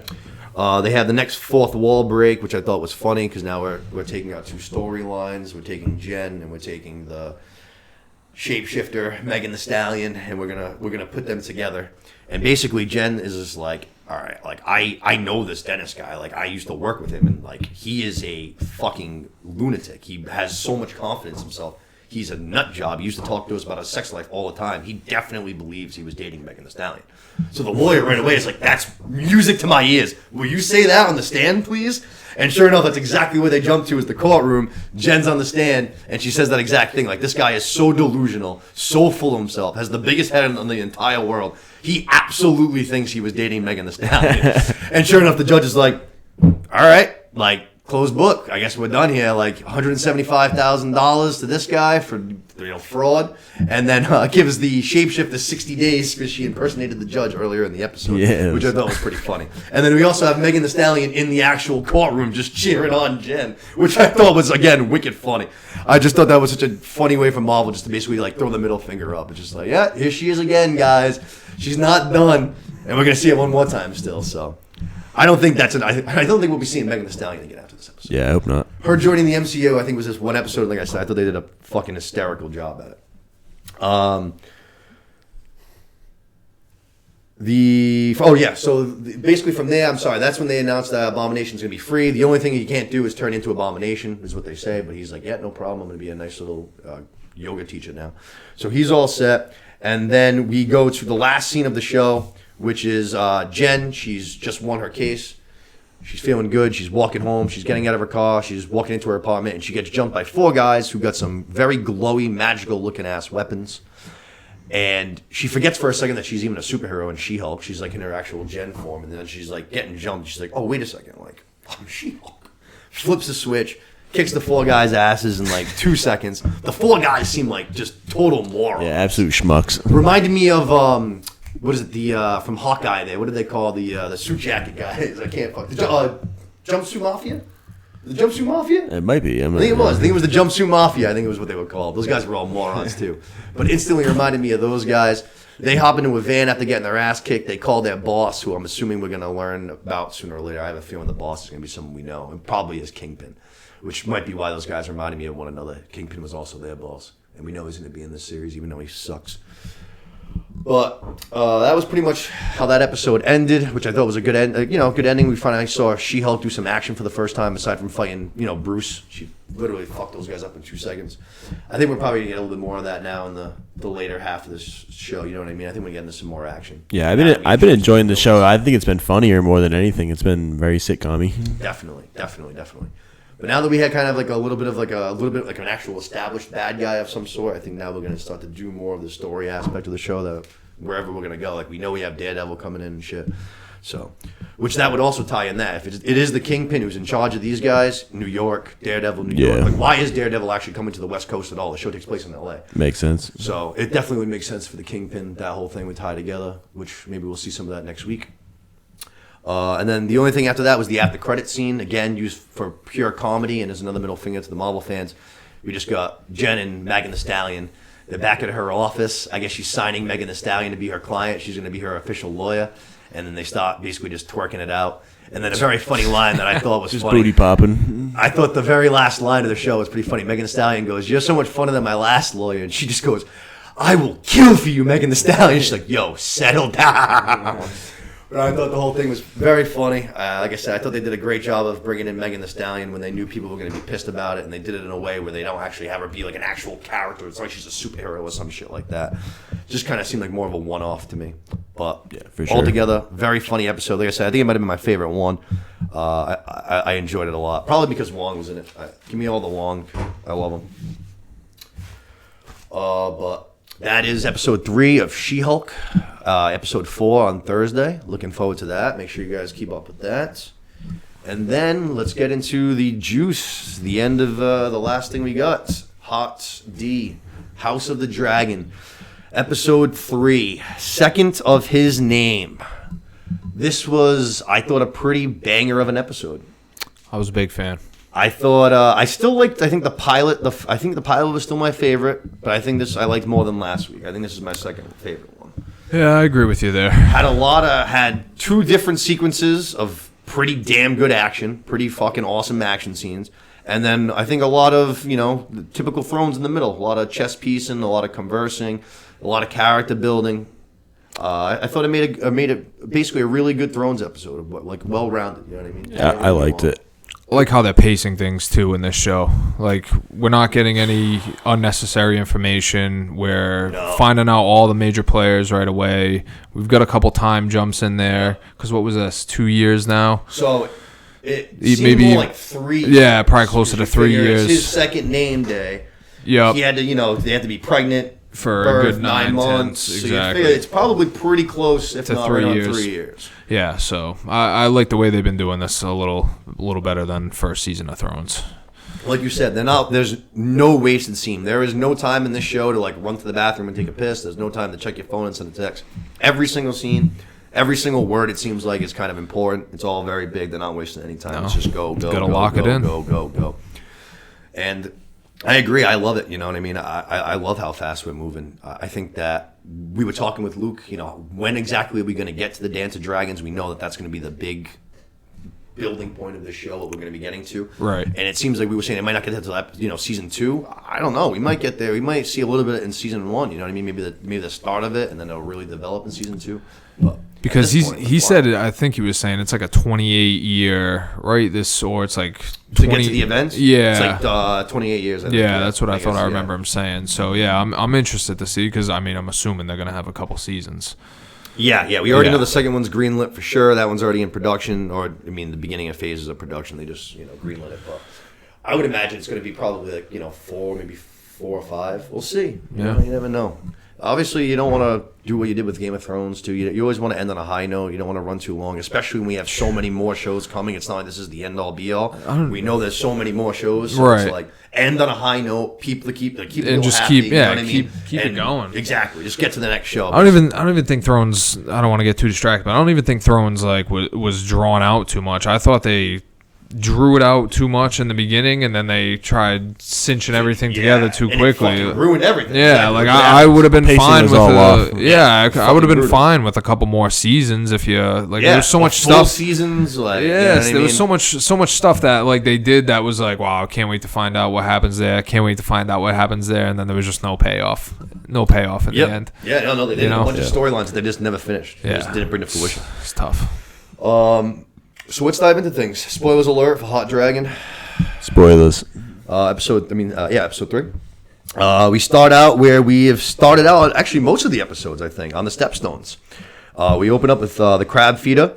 He is doing his typical thing, nailing guys to wood, putting crabs on them. And 2 things that stood out right away is we get his name, which I thought was weird. Prince Drahar. It just sounds hilarious when you say that. What? Just nailing people to wood, putting crabs on them. Just, his thing, his standard go-to move, What he does. Doing what the crab feeder does. Feeding the crabs, Like I said, the 2 things stood out right away is that we get a name, Prince Drahar, which I thought right away, I was like, all right, we're going to get some more background information, I guess, on this guy. Apparently, they figured out some more about him and shit. And then the second thing is we get a real good look at his face for the first time, like a real good look. And right away, I thought his mask looked like a Son of a Harpy mask from Game of Thrones. Saw that today. And in the after show, the production confirmed it. So I was like, all right, word, it is a Son of a Harpy mask. Yeah. So I was like, that's interesting. I didn't even know reeling you right back in. You know what I mean? Yeah. Reeling you right back in. Yeah, no kidding. Yeah, so we'll get into that. I have no idea. I didn't even know that I thought the Sons of a Harpy were like a new thing, kind of in Game of Thrones. You know what I mean? I thought they formed basically to fight Daenerys Targaryen. Apparently not. Clearly they've been around for a little bit longer than that. You know what I mean? They must have some kind of power in the free cities. You know what I mean? It must be a little formation or something like that. But I don't know if he was either one of them or maybe killed one of them, put the mask on himself to hide this awful grayscale that he's got, because God, he has got the worst looking grayscale that we've ever seen. Jorah Mormont looked bad. That was like his back at least. This is this guy's fucking head. His hair's all like falling off. Perfect for his character though. Yeah. The crab feeder, just like with the half mask, with the flaked up skin. He does. He is like a very fucking weird looking cat, man, just in general. Most of the people in Thrones, they're all bad guys, but they just look normal. This guy looks like a bad guy. Yeah, he looks does. Foul, you know what I mean? But we have a sick entrance from Caraxes. I got his name down this week. And Prince Daemon. They just come flying on in. They start lighting up the Triarchy, just lighting them all up. And then he makes a move that, as soon as it happened, I was like, why the fuck are you doing that? He lands his dragon. Why are you landing a dragon? Dragons, like, fly. Be in the air. You put yourself on the ground, now you're, like, able to get hit by arrows, spears. You know what I mean? Taking away your advantage. I agree. What the fuck? That's not how you use a dragon. That's like Dragon 101. Stay in air. Stay in the air. You know what I mean? What the fuck? Stay in the That's air. the first thing you learn in First Dragon rule. School. It's the first rule. Stay in air. That is one of the 2 main advantages. Yeah. You only land your dragon if you're done fighting. You're landing your dragon to go home. That's it. No more landing. But he lands. He calls out, Prince Drahar, basically trying to call him out to like a little duel. All the Triarchy recedes back into these caves, basically hiding from the dragon, and then they just light up a bunch of arrows, fire them all. Daemon takes one, and then basically he just skedaddles the fuck out of there. But what an opening, I thought. I thought this was sick. Yeah, that was nice. Awesome opening. Caraxes looked awesome, I thought. He fucking just burning everybody up. It was awesome to see the dragon. Caraxes looked really cool when he took off and they were leaving at the end of that scene. Yes. Caraxes looks really cool. Yeah. Flying away. Luke mentioned that whenever he flies, because it's so different looking from the other dragons, it does look cool. Yeah, he's like a snake. Yeah. So long. He's always like doing that when he's like landing and shit. Trying to like taking get off. going almost. You know? Yeah, it is very cool. Like I said, I love that dragon. I love Prince Daemon. I said right from the jump, all my cards were on the table. I said Prince Daemon's going to be my guy before I saw a scene of this show, only trailers. If you did not buy in on any Prince Daemon stake before this episode, you're out now because the stock's through the fucking table. Yeah. You're out of luck, dude. You missed the boat.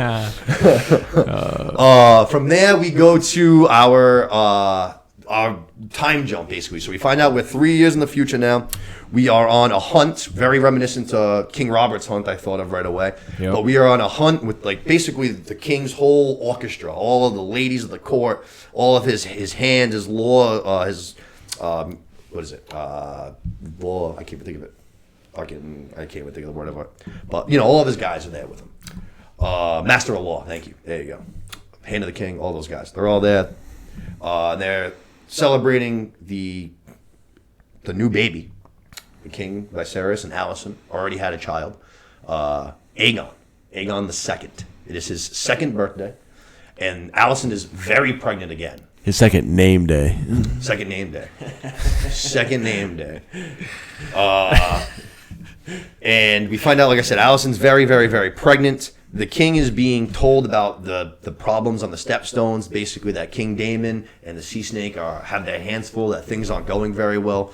It's been 3 years that they've been at this war for. You would have thought this would have been kind of an easy thing for them to take care of, but clearly not. And the king, as he's done this entire show so far, just brushes it off again. And it's just like, it's been 3 years, they can wait 3 more days. He's very reactive, I feel. Everything he does is after the fact. It seems like everything is about him and his stupid little fucking ceremony and his stupid kids. That's all he cares about. Is him and his boys' birthdays or his boys' fucking parties or his boys' hunts. Yeah, the king's straight chilling. It's unbelievable, man. He just doesn't, he's just not a good king, which Prince Daemon said himself. He's never been good at it. He said being king. My first thought after, the initial thing about him brushing it off I was like, we just did a 3-year time jump. Like, I can't believe this guy's even still, like, walking around. Like, I thought at this point that these infections would have fucking just crippled this guy. Yeah, I was thinking that might have progressed a little faster, the infections. Yeah. I mean, later in the episode, I think you see he loses we are going to 2 digits. Yeah, so. Down 2 digits. Yeah, so. But yeah, he's weak. Hasn't rode a dragon since Balerion, right? Yep. It's been a while. Yeah, I mean, he hasn't really had to. Obviously, when the king, there's no war times. The king's kind of, at peace. He should just be there, kind of ruling, doing his thing, taking care of the High Council. I just think that'd be something, you want to go out, flex your muscles a little bit every now and Plus, then. I just feel like let it's everybody fun. know, Yeah, I hear you. But yeah. You never know, like, if someone's, if there's spies lurking or something like that, you go out for a little ride, the spy sees it, he tips off this guy, he sees this guy. Next thing you know, an arrow catches the king when he's least expecting it. You know what I mean? It's a long shot, but I don't know about. You're scared. You don't like to have the king roaming around. You know what I mean? That's fair. You don't like to have the king roaming around. But he is asking everybody in the entire room where Rhaenyra is, and of course, nobody knows. No one can find her. And it turns out that she is at the Weirwood Tree again, being a typical teenage girl. She's got her, what I guess you can consider as an iPod, playing on repeat the same song over and over again. By an iPod, I mean just this poor musician, this one singular musician who is just forced to play the same song over and over again. He pleads to play something else. She's like, no, again. Which I thought that whole thing was very funny.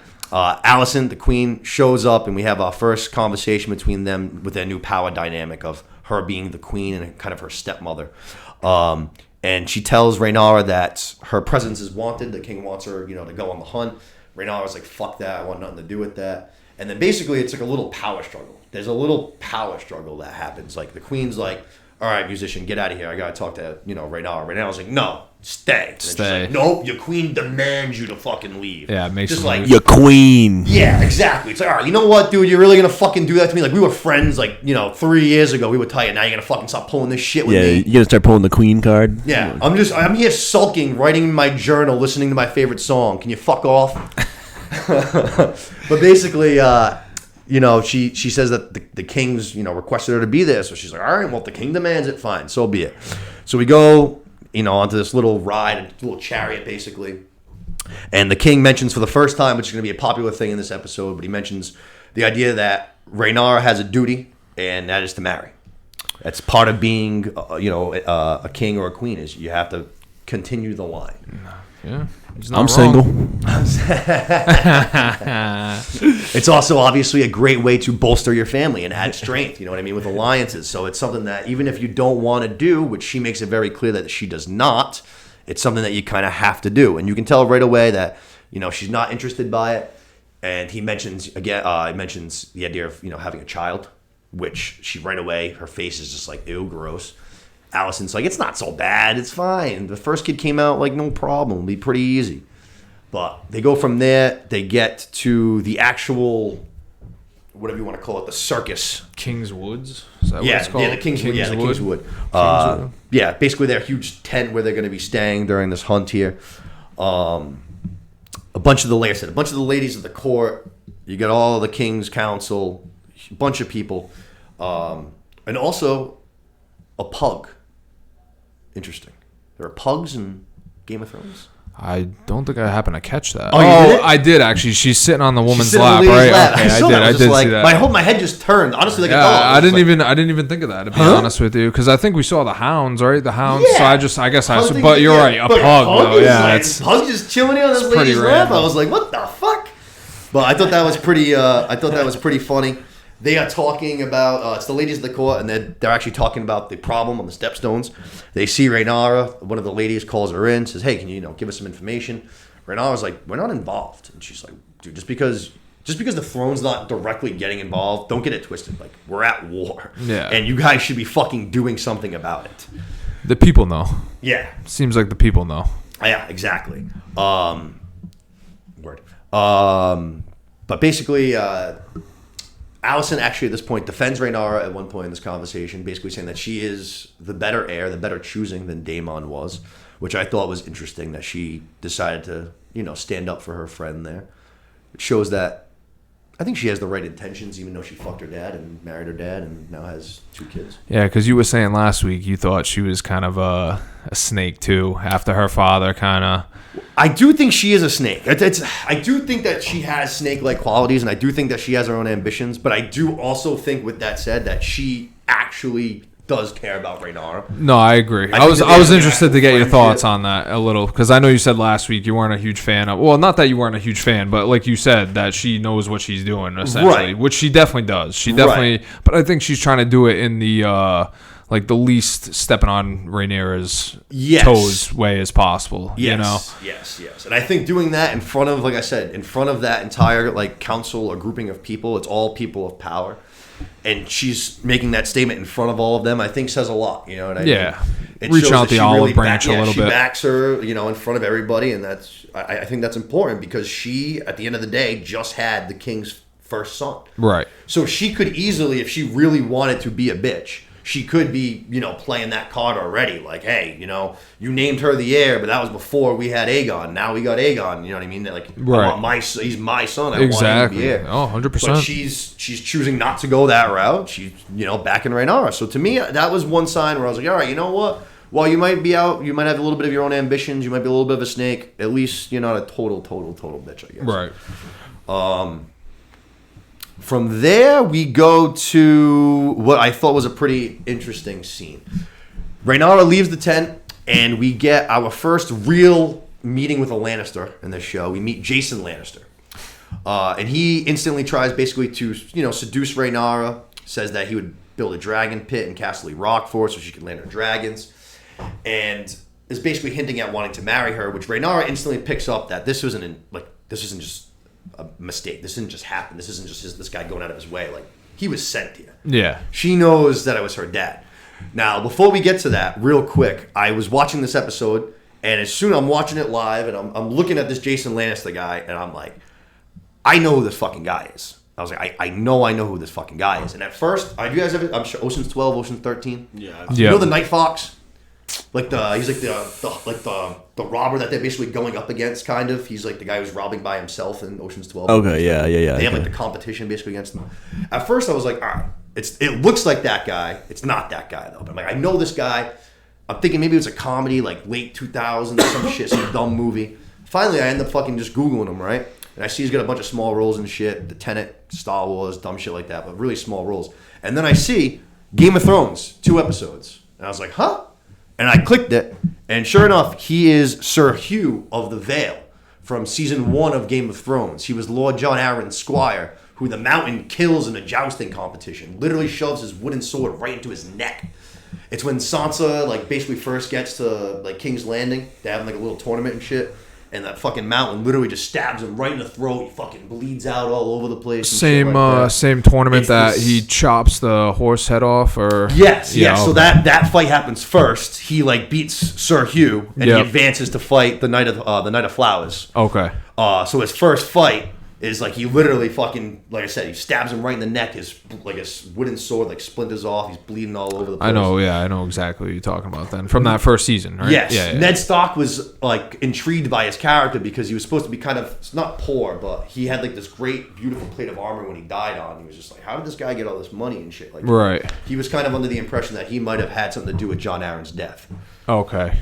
But as soon as I saw that, I was like, motherfucker. I was like, I fucking knew I knew that guy. A little double dip. Game of Thrones. He definitely looked, he looked familiar for sure. As soon as I saw that, I was like, oh, no shit. That's fucking cool. I really liked that a lot. I thought that was pretty cool. But like I said, so Rhaenyra's pissed. She goes back into the tent. She fucking goes right up to her father. She's like, is this all I am to you? You know what I mean? Like, you just fucking, like, now that you have your son, you got your new heir, am I just some piece that you're going to basically wed off to try and get some armies and, you know, some gold or whatever? And this is in front of this entire tent of people, the whole orchestra of people, and they start really going at it. And fucking Otto realized, you know, Otto's kind of like, yo, like, there's people watching, you know what I mean? Like, let's not fucking do this here. But basically, the king is like, yo, you got to marry at the end of the day, no matter what. Like, that's the end of this conversation. You got to fucking marry. And then from there, Otto, trying to basically calm the scene, transitions real quickly and says that the guys that are out hunting for you, trying to find you a nice little name day gift for your son, just spotted the White Hart, which is basically a fucking big ass white deer, which if you're into like Norse mythology and shit, it's a huge thing in Norse mythology. It's like the god of the woods and things like that. But they take it as like a sign. They say it used to be the sign of royalty before the dragon was here. And they take it as like this sign for Aegon, that they find it on his name day during his hunt. It's got to be a sign that, you know, he is born into royalty, basically. That Otto, he should be the heir. Otto seems like he's playing that up a little bit too. Definitely. Heavily, you Definitely. know. Like kind of like, this is something special, you know, getting in his head a little bit. Absolutely. So Rhaenyra kind of hears this. She's probably annoyed by that too, because again, she's like, all right, I'm trying to be overlooked again for like the 50th time. She takes off, grabs a horse. Christian Cole follows her. They have a wildly fast horseback chase. I was thinking that the whole time. I was like, wow, these got a fucking hole. I was like, oh shit. Somebody falls right now. They're fucked. This is a little bitch. If she falls, she's done, dude. Getting crushed. But eventually he ends up catching up with her. She relays the entire story of what happened with Jason Lannister and how her dad's basically just trying to, you know, get rid of her and why she's upset. And, you know, Cole is able to, you know, calm her down, make her feel better, and thanks her for everything that he has, because at the end of the day, if she didn't choose him in episode 2 to join the Kingsguard, he wouldn't have all the things he's got. He said that it's the highest ranking that any Cole's ever had, so you can tell that he is definitely very much tied to her. Even though he's a member of the Kingsguard, it seems like his loyalty is definitely with her. Like a little Jorah. Yeah. Like a little Jorah comparison. Him and Daenerys, you know, Rhaenyra's kind of got her right-hand man now, you know. Yeah, no, I don't mind that at all. I kind of like that. I definitely kind of like that. A little bit younger, definitely a lot better looking. That's for damn sure. Yeah. But I liked that scene a lot. I'm interested to see more of the two of them. I don't know. I don't think that's going to... Even though there seems to be this romantic thing there, I don't know if it's going to get that way. He seems like a man of his morals, and that's Kingsguard, you know what I mean? No, there's none of that allowed. So I'm interested to see what's going to happen between the two of them. She's got a couple different interesting relationships. Allison and her in the first episode kind of seemed a little flirty. Her and Daemon seem a little flirty. Her and this guy, Christian Cole, seem a little flirty. So definitely. I'm interested to see what she ends up, you know. Who she ends up kind of picking. Yeah, exactly. Where she ends up falling. Right. And now we have all this talk of marriage, and the king said he's getting all these proposals from all over the land, you know what I mean? Every which way and that. Everyone's trying to marry this girl, which obviously she's the heir to be, you know what I mean? Who wouldn't want to marry her? So, like I said, Cole's able to calm her down, set that straight, and then we go back to the feast, and the king is very drunk, which he also looked just a little delirious. I don't know if that was just from the booze or maybe his infection was actually starting to maybe play a little bit of a role. Seems sick. Seems sick, yeah. That's Seems kind like of he's the impression sick. that I sort of It's got like too. out of it almost. You know, like he's kind of like doing like the fucking head bob. Not looking so hot. he just doesn't seem like he's with it right now. You know, he's got looking like me on a Sunday when I start drinking at noon. yeah, sipping the sangria. Yeah, exactly. Nectar of the gods. Exactly. But yeah, like I said, he's not looking too good. But Jason Lannister comes back. He makes his second appearance. He brings the king a gift, this magnificent hunting spear, which is a nice gesture. But then he follows it up by putting his foot right in his mouth. Basically says that he would love to marry the Princess Rhaenyra. It'd be a dream of his. And she could take up her new seat on Casterly Rock. And the king's ears perk up. He's like, why the fuck would she go to Casterly Rock?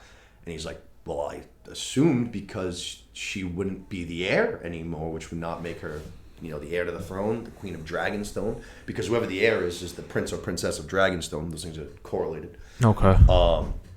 So... he assumes that basically what he's saying is, I assume that you were going to be making Aegon your new heir and taking it from Rhaenyra, which infuriates the king right away. Just like you Just happy to see that. Yeah, me happy too. to see that a little. I agree, definitely, because no one. It seems like every chance that someone has to basically like stand up for her or show her any respect, they all pass on. Yeah. So it's good to finally see. I agree, a sign of the king standing up for her, or anybody standing up for her, really.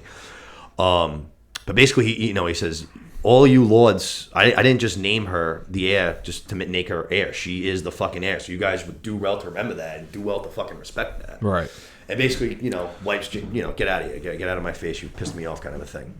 And then Otto comes up to him and he asks him what he thinks of Jason Lannister's proposal. He basically says that Jason Lannister sucks. And then Otto says that he has a proposition for you. How about we betroth her to somebody else? And as soon as he said this, I don't know about you guys, I swore to God I thought he was going to say himself. I was like, you are not going to suggest yourself, you son of a bitch. I would have hated that. Oh, dude, I thought for that. sure he was going to do it. I mean, between, how they already mentioned a few times now that he lost his wife. Yeah. I was like, okay. You know what I mean? I was like, you're trying to fucking weasel your way in, dude. I know what you're doing. I know what you're doing. I mean, that would have been a power play, though, for him to just be like, I'll take. That's like, you know what I mean? Yeah, offer to marry the king. Yeah, exactly. Offer to marry the heir, basically. It's just my Yeah, just like he just took a shot right there, Yeah, but it turns out I was wrong. He has an even crazier idea, actually. If you thought that betrothing King Viserys to a 12-year-old last week was a little crazy, Otto suggests that we betroth Princess Rhaenyra to her 2-year-old half-brother, Aegon. Wild. Yeah, it's wild. You got to remember when you throw Thrones on, you got to be like, all right, we're in a different world now. You ain't kidding. Yeah, I gotta remind myself sometimes. You ain't kidding. That's crazy. Obviously, being betrothed, that shit happened all the time back in the day. It doesn't necessarily mean it's not like we're actually marrying a 2-year-old right now, but we're just setting it up for down the road. But still, a crazy concept nonetheless. Yeah, 2-year-old brother. 2-year-old. Yeah, 2-year-old half brother. brother. Exactly. Yeah. It's not like I don't even know. That's the Targaryens for you. It was weird though, the way that Otto presented it. He said this would put an end basically to those messages and stuff that the king's been getting for her hand and stuff like that. But it's kind of I don't know, you're right, but why do you kind of care about that? If you know what I mean, sort of. Yeah. I was kind of I don't know. I was just are you looking out for Rhaenyra's interest right now? This is a new thing for you. But I'm I'm thinking of everything with him through a magnascope. So I'm there's something I'm missing. I know you're up to something, you bastard. Yeah, I'm trying to think how that would even benefit him. I guess if Rhaenyra and Aegon were married, other than obviously it would definitely strengthen his bloodline. Right. So if they're betrothed, that means that Aegon is in line to be king now because they're basically they're co-heirs basically. Right. You know what I mean, if you betroth them, so now his grandson is now in line to be the king.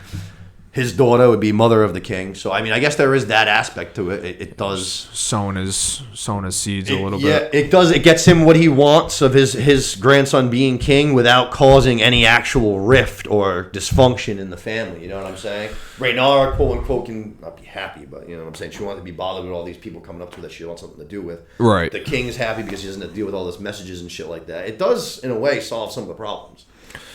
Might be the best idea he's had so far. It's probably the least scumbaggy idea he's had so far. I mean, at least marrying the 2-year-old half brother is the least scumbaggy thing. That's what you know where he's No at. shit, right? If that doesn't say what this guy is, then I don't know what does. Then we have, from there, the next guy that comes up is the only guy that seems like he's actually an honorable man in all of Westeros, in Game of Thrones or House of the Dragon. I finally learned his name this week, Lord Strong, the Master of Laws, and he's also the Lord of Harrenhal, I learned as well. But he comes and he offers the king some advice, and the king is clearly drunk, snaps at him for no reason. He's like, let me guess, you're going to fucking suggest your son? And he's like, no, actually. But thank you, but no. Actually, I think that I should suggest exactly what I suggested to you last week, which was 3 years ago. But I suggest that we join houses with House Velaryon.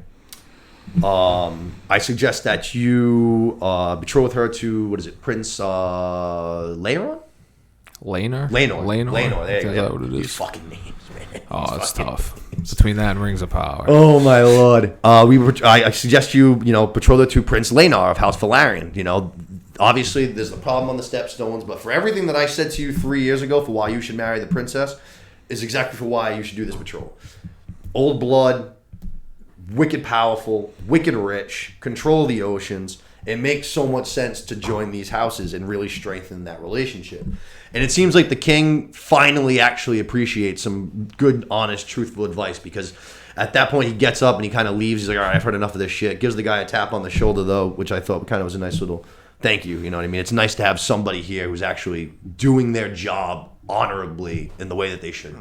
Not got their own fucking little shenanigans. Yeah, it seems like he's the only guy who doesn't have, looking out for his own interest. You know what I mean? Every time that they've asked him, he's been straight up about everything this whole time. He's not the Lord of Whispers, right? He is the Master of Laws. Okay. Master of Laws and Lord of Harrenhal. So there's no Viserys kind of guy right now. Not the Varys. king. Yeah, Varys. No, Varys. I don't think so. Me and Luke talked about that. I actually didn't think. I thought that Lord Varys was made up for him. That's what it seemed like in Game of Thrones. Like King Robert basically made the position and gave it to him because of the part that he played in the win in the war. You know what I mean?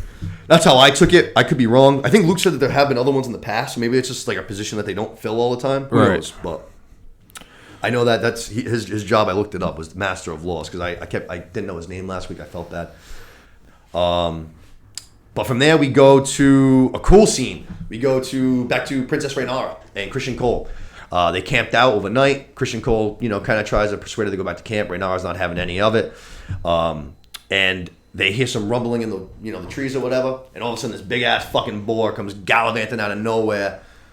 Almost runs over Cole, goes right at Rhaenyra. Rhaenyra's able to kind of fight him off. Christian Cole gives him a little stab. Thing won't go down, and then all of a sudden Rhaenyra just fucking goes to town and stabs this thing up like 15 times. Blood all over. Yeah. She goes hard as right. Letting go of some pent up anger, I think, for sure. Yeah, I think you're definitely right.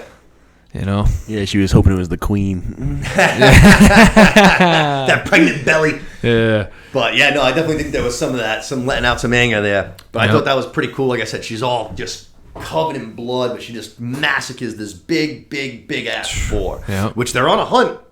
You know what I mean? So that's going to be a nice little prize for her to bring back to go King Dad there, get some respect finally. Exactly. Hey, boar's delicious. Show him how it's done. Yeah. From there, real quick, the next scene I didn't have much to take away from. King Viserys and Alicent are standing by the big fire, and basically the only thing to take away is that King Viserys is just questioning himself. He's questioning his decision. He's questioning if he should have made Princess Rhaenyra the heir. He had these dreams apparently back in the day that he was going to give birth to a son, and now, sure enough, that son is here. And he's questioning if he made the right call and if Aegon should actually be the heir. Which again, like just lack of respect for Princess Rhaenyra. Yeah, I think that scene, the only thing I really got out of it was, like you said, him second guessing himself and almost like considering maybe I should make Aegon the heir. Yeah. I'm so sick of this guy and his fucking dreams, man. I know that like the dreams have helped up the Targaryens a couple times before, but this guy just seems like he's so like he wants it so bad. You know what I mean? He's like, I'm a Targaryen. I can dream things. It's like, dude, it doesn't seem to be working for you because everything you dream is not working. I think that you're just you're chasing a lost cause. Yeah, he's forcing things. He is. Yes, He's forcing it. that's a great way to put it. He absolutely is. Absolutely is. So then it turns out we go to the next day. We have trapped a deer. King Viserys is called into the woods. His team has, caught something. It's time for him to fucking finish it off. Now, to call this even a hunt is ridiculous, but he gets there, and they have this massive deer. It's not the white heart deer, just a normal deer, but it's very big. And they have like 4 guys who all have this thing tied down, just waiting for the king to show up to stab it. Like, dude, you ain't hunting shit. No. That's booty. That ain't hunting. It's not Baratheon right there. Nah, Baratheon's no way. in He the would trenches never. right yeah, there. that's why Baratheon's King in the Robert trench. told everyone to get out of the way. Get out of there. Friggin' Sir Barristan Selmy says it. He's like, dude, he commanded us all to step aside. Like, he wanted to take it down himself. What are we supposed to do? The king's command. That's it. Yeah, no. But like I said, it's not the white hart, it's a regular deer. And when King Viserys sees it, I actually definitely took it. Like, he seemed like he was relieved, actually. It seemed like, from like we just said, in the last scene, he's questioning if he made the right call. It seems like him not getting the white hart was him almost feeling better about his decision. Like, if it was supposed to be Aegon, it would have been the white hart. That makes sense. The fact sense. that it isn't, he almost feels like this second of relief, I feel like. It looks like that, at least to me. I agree. You kind of like almost like took a breath, like, all right, cool. Like, yeah. I think I did make the right call. You know what I mean? He also takes 2 like jabs at it, which I thought just kind of showed his like weakness again. Maybe not. I literally have it marked here. Just fuck this scene because like we talked about how Kalos nearly fainted during episode 1. While I didn't enjoy watching that or the maggots in episode 2, this scene was way worse for me watching. I don't like watching people hurt animals. Yeah, no, it's tough. It's like crying out. Weird. Yeah, exactly. Dude. It just seemed like I feel like it was a good little like metaphor, whatever it's called, metaphor, simile of him like he just can't get the job done. Yep. Like no matter what he's doing, it takes him two jabs at the thing to take it down. And like I said, he just looks weak. Like he doesn't look strong right now. I agree, especially when you have all these guys holding this thing down for you. You got the other guy. It's a who's free literally shot. Like, yo, stab it right here, it's dude. a free shot. And even then, he still can't get the job done. This whole thing screaming in agony, dude. It's fucking ridiculous. But from there, we go right to the White Hart. We go to Christian Cole and Rhaenyra. They're on the edge of this beautiful little cliff, looking at the entire like Kingswood, and the White Hart literally just comes walking right over to them, which again has got to be a sign that she is the right one. She is the right choice. Yeah. The White Hart chose her. Definitely. Sign of royalty. It's definitely what they She's were not doing. even out looking for him. You know what I mean? He comes, he finds her. You know what I'm saying? And she lets it go. Yep. Cole pulls a sword. Like, not even really, just kind of like gets ready. Because obviously that thing's fucking huge. If that thing's a massive antlers, if it wanted to come at them, they're done. Yeah, it could have caused a problem. 100%. So Cole just seemed like he was. It didn't look he was going to go attack it. You know what I Right. mean? He was like he was kinda just ready to defensive. defend. Right. Exactly. But she says no. It's all good. And sure enough, the White Hart just kind of walks off. But I thought that was pretty cool. I liked the storytelling that they did kind of with that. Like I said, the brown deer being kind of like that relief. Then Rhaenyra seeing it kind of shows that It's almost she like confirmation is- for her too, a little Yes. bit. She sees it and she's like, "No, just let it go. Like I'm good." You Yes. know, and that's when she finally goes back. Yep, because she's almost questioning a little, not herself, but she's questioning if they're like if she actually can do it almost. Yeah. Like she asked Cole. She asked, "Do you think that the realm will ever accept me?" And he says they're gonna have to learn to, basically, which I think is a great answer.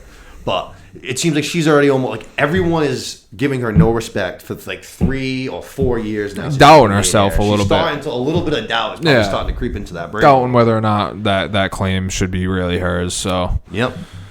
So I thought that was really cool. Like I said, we go to Otto being a scumbag. Otto is talking to his daughter Alicent, the queen, and he is basically telling her that King Viserys is never going to realize that he has to make Aegon the heir. That Westeros is going to collapse if Rhaenyra was ever to be made queen. Alicent again kind of defends her. She's like, Rhaenyra would be a good queen. He's like, doesn't even matter. She could be the second coming of Jaehaerys. It won't matter. If a queen's on the Iron Throne, it's going to lead to chaos. You have to convince the king to make your son the heir because he's never going to realize it on his own. Which, again, him just being a sketchy fucking sleazeball because he was basically given this task at the beginning of the episode by the head of Old Town. The head of Old Town literally, like, basically says, like, hey, you need to convince the king to fucking make Aegon the heir. And now he's just passing his dirty work off, you know what I mean, to his fucking daughter. Scumbag. And sure enough, where do we go right from there? We go to the king's bedchambers. And sure enough, Alicent is... Actually, this is the first time we see the king. He's sitting in his chambers. Alicent walks in, and the king's missing his 2 digits. Missing his pinky and his ring finger. 2 fingers done. Gonzo. Oh, that thing again. Yeah, that's what happened to us. Oh, there you go. Oh. I get it. Yeah, real quick. Same thing that happened the other time, too. Oh, yeah.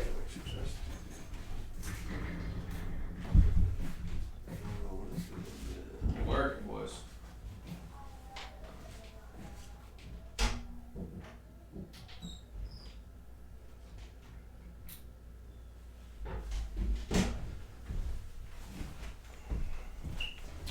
Some quick technical difficulties, but nothing that we can't handle. It's always right as we're getting close to wrapping up, too, isn't it? It's funny. It's funny how that works. Yeah. It's no big deal. We're still working here. We're figuring it out. I have no idea why it does that, though, randomly at that point, because it's got plenty of juice. Very strange. But where was I? Oh, yeah, the missing digis. Yeah, 2 so fingers he's missing 2 fingers. down, which was the first kind of little sign of what we saw, like what this infection is actually doing to him. We haven't seen his back, obviously, in a grip. I'm really surprised the maggots didn't work. Yeah, I thought that was really gonna do high class medicine right there with those maggots. But Alicent, kind of breaks in the spiel right away, like her dad just said. Brings up Rhaenyra, Aegon, who the heir should be, and then the king basically, says that he's just trying to help Rhaenyra, and the queen says that she will marry. She thinks in her own time. She just needs it to be her decision, which seems, I would say, pretty accurate. That seems like who Rhaenyra is. It seems like if she can make the choice herself, if she finally is able to have some responsibility and something to do for herself, her own choice, her own power, that she'd be more into that rather than being assigned off to whoever, some douchebag. You know what I mean? Yeah. Viserys seems like he respects that too. Kind of says, Yep. That works for me. Yep. He does say that he wants his daughter to be happy at the end of the day, Yeah. Yeah. Nothing that he ever does ever in the show so far has seemed like he's not like honestly, in some way, kind of like a good dad. Like, it seems like he does want, like, what's best for right now. Seems like a good guy overall. He just isn't very... too good of a guy. Yeah, you know? sometimes you might be right. Good guys don't necessarily make good kings. No, you know that's what facts. I mean? Good guy, not a good king. That's for sure. You got to have both hands to you. You got to have that stern fist. You got to have that nice hand. You got to be able to do it both. That's it. But the king shows her a letter from the Sea Snake's brother, and it basically is a call for aid. Prince Daemon and the Sea Snake are getting their asses kicked. They are running out of soldiers. They're running out of food. They're losing this battle, and they need aid. And Alicent is finally the guy. Now, we've seen like 15 people bring up the Stepstones problem to the king, and he has brushed all of them off. And Alicent's the first one who's finally able to make him see reason, which I thought was actually pretty surprising. He finally, after Alicent talks to him, is just convinced that even though these 2 guys did this against his back, basically, he's going to help them out. So I thought that was, like I said, I thought that was interesting just because all these people, we saw the Sea Snake talk to him. He brushed them off. The Lannister kid talked to him at the beginning of this episode. He brushed him off. But Alicent, you know what I mean? Even though she's a young girl, she's only, like 20 or something like that. She doesn't have any experience in being queen or anything. Seems like they actually have a pretty decent relationship, I guess. Seems like he actually takes what she says, you know what I mean? Definitely, obviously is attracted to her because that's who he ends up choosing to marry and have a kid with. And I also think she just puts it the simplest way. I think when the Sea Snake comes to him, he's sort of looking out for himself, saying, like, my stuff's getting destroyed. And then the Lannister comes out, and I think he's sort of saying, like, oh, I'm not really too sure if he's got any personal interest in the stepping stones. Right. But I just think that she just puts it simply, like, is it good or not for exactly. this for the realm to have this issue? And simple answer, no. You might feel good that these 2 guys that went against you got squashed, but then what happens then? The crab feeder is just going to keep. You think he's going to stop at the Stepstones? Right. It's just going to keep progressing. He's just going to keep working. It's just a problem that's just going to continue to get worse. You should deal with it now rather than later. 100%. You know what I mean? But like I said, I thought it was. Alicent had a good. Well, last week I was all against Alicent. I was calling her out for being a snaky bitch.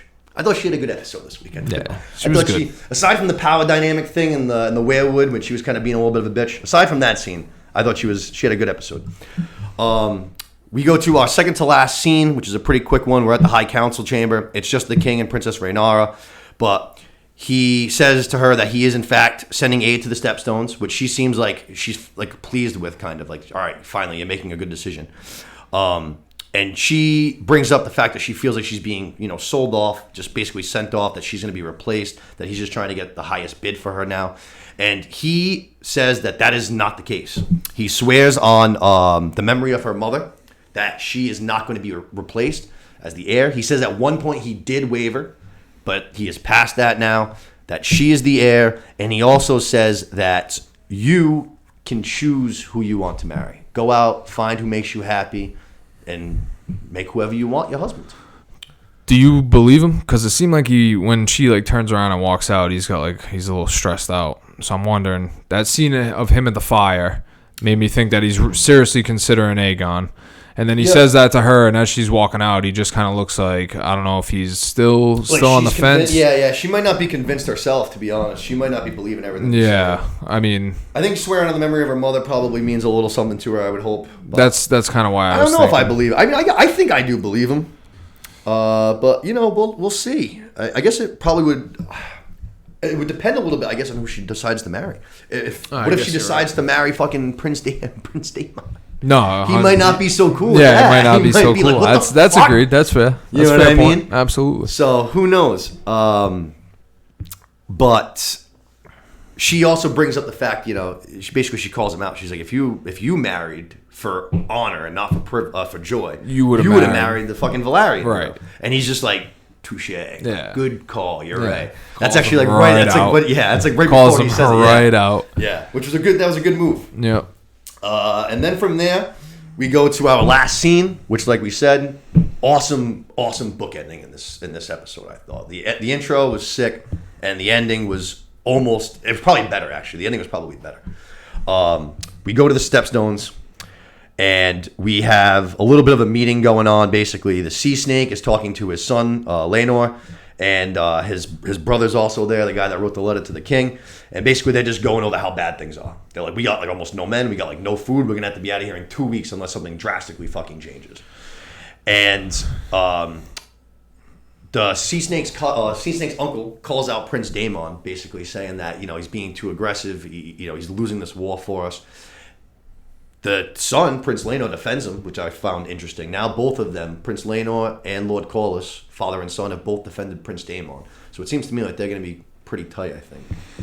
Seems like it. And he's got a dragon too, right? Does. Yeah, we're so find that out in just a second, actually. But Prince Daemon arrives to the little meeting. You know what I mean? He strolls in. As soon as he gets there, a messenger comes up, and he gets word that the king is sending, I think it's 10 ships and 2,000 men to help him secure the Stepstone so that they can win this war. Trying to be a good brother, trying to help out the cause. And Prince Daemon is fucking furious. Pissed him He's right off. This son of a fucking bitch. I didn't ask for help. Why are you sending shit? This Yeah. is my war to win or lose on my own. lights a fire under his ass for sure. Sure does. He beats the messenger's ass to a fucking pulp, and then we see him rowing into the fucking mouth of the dragon himself, right onto the shores of the the crab feeder, right by himself, rolls right on in, waves a white flag, throwing up a truce flag, which right away I was like, I don't buy this for a second.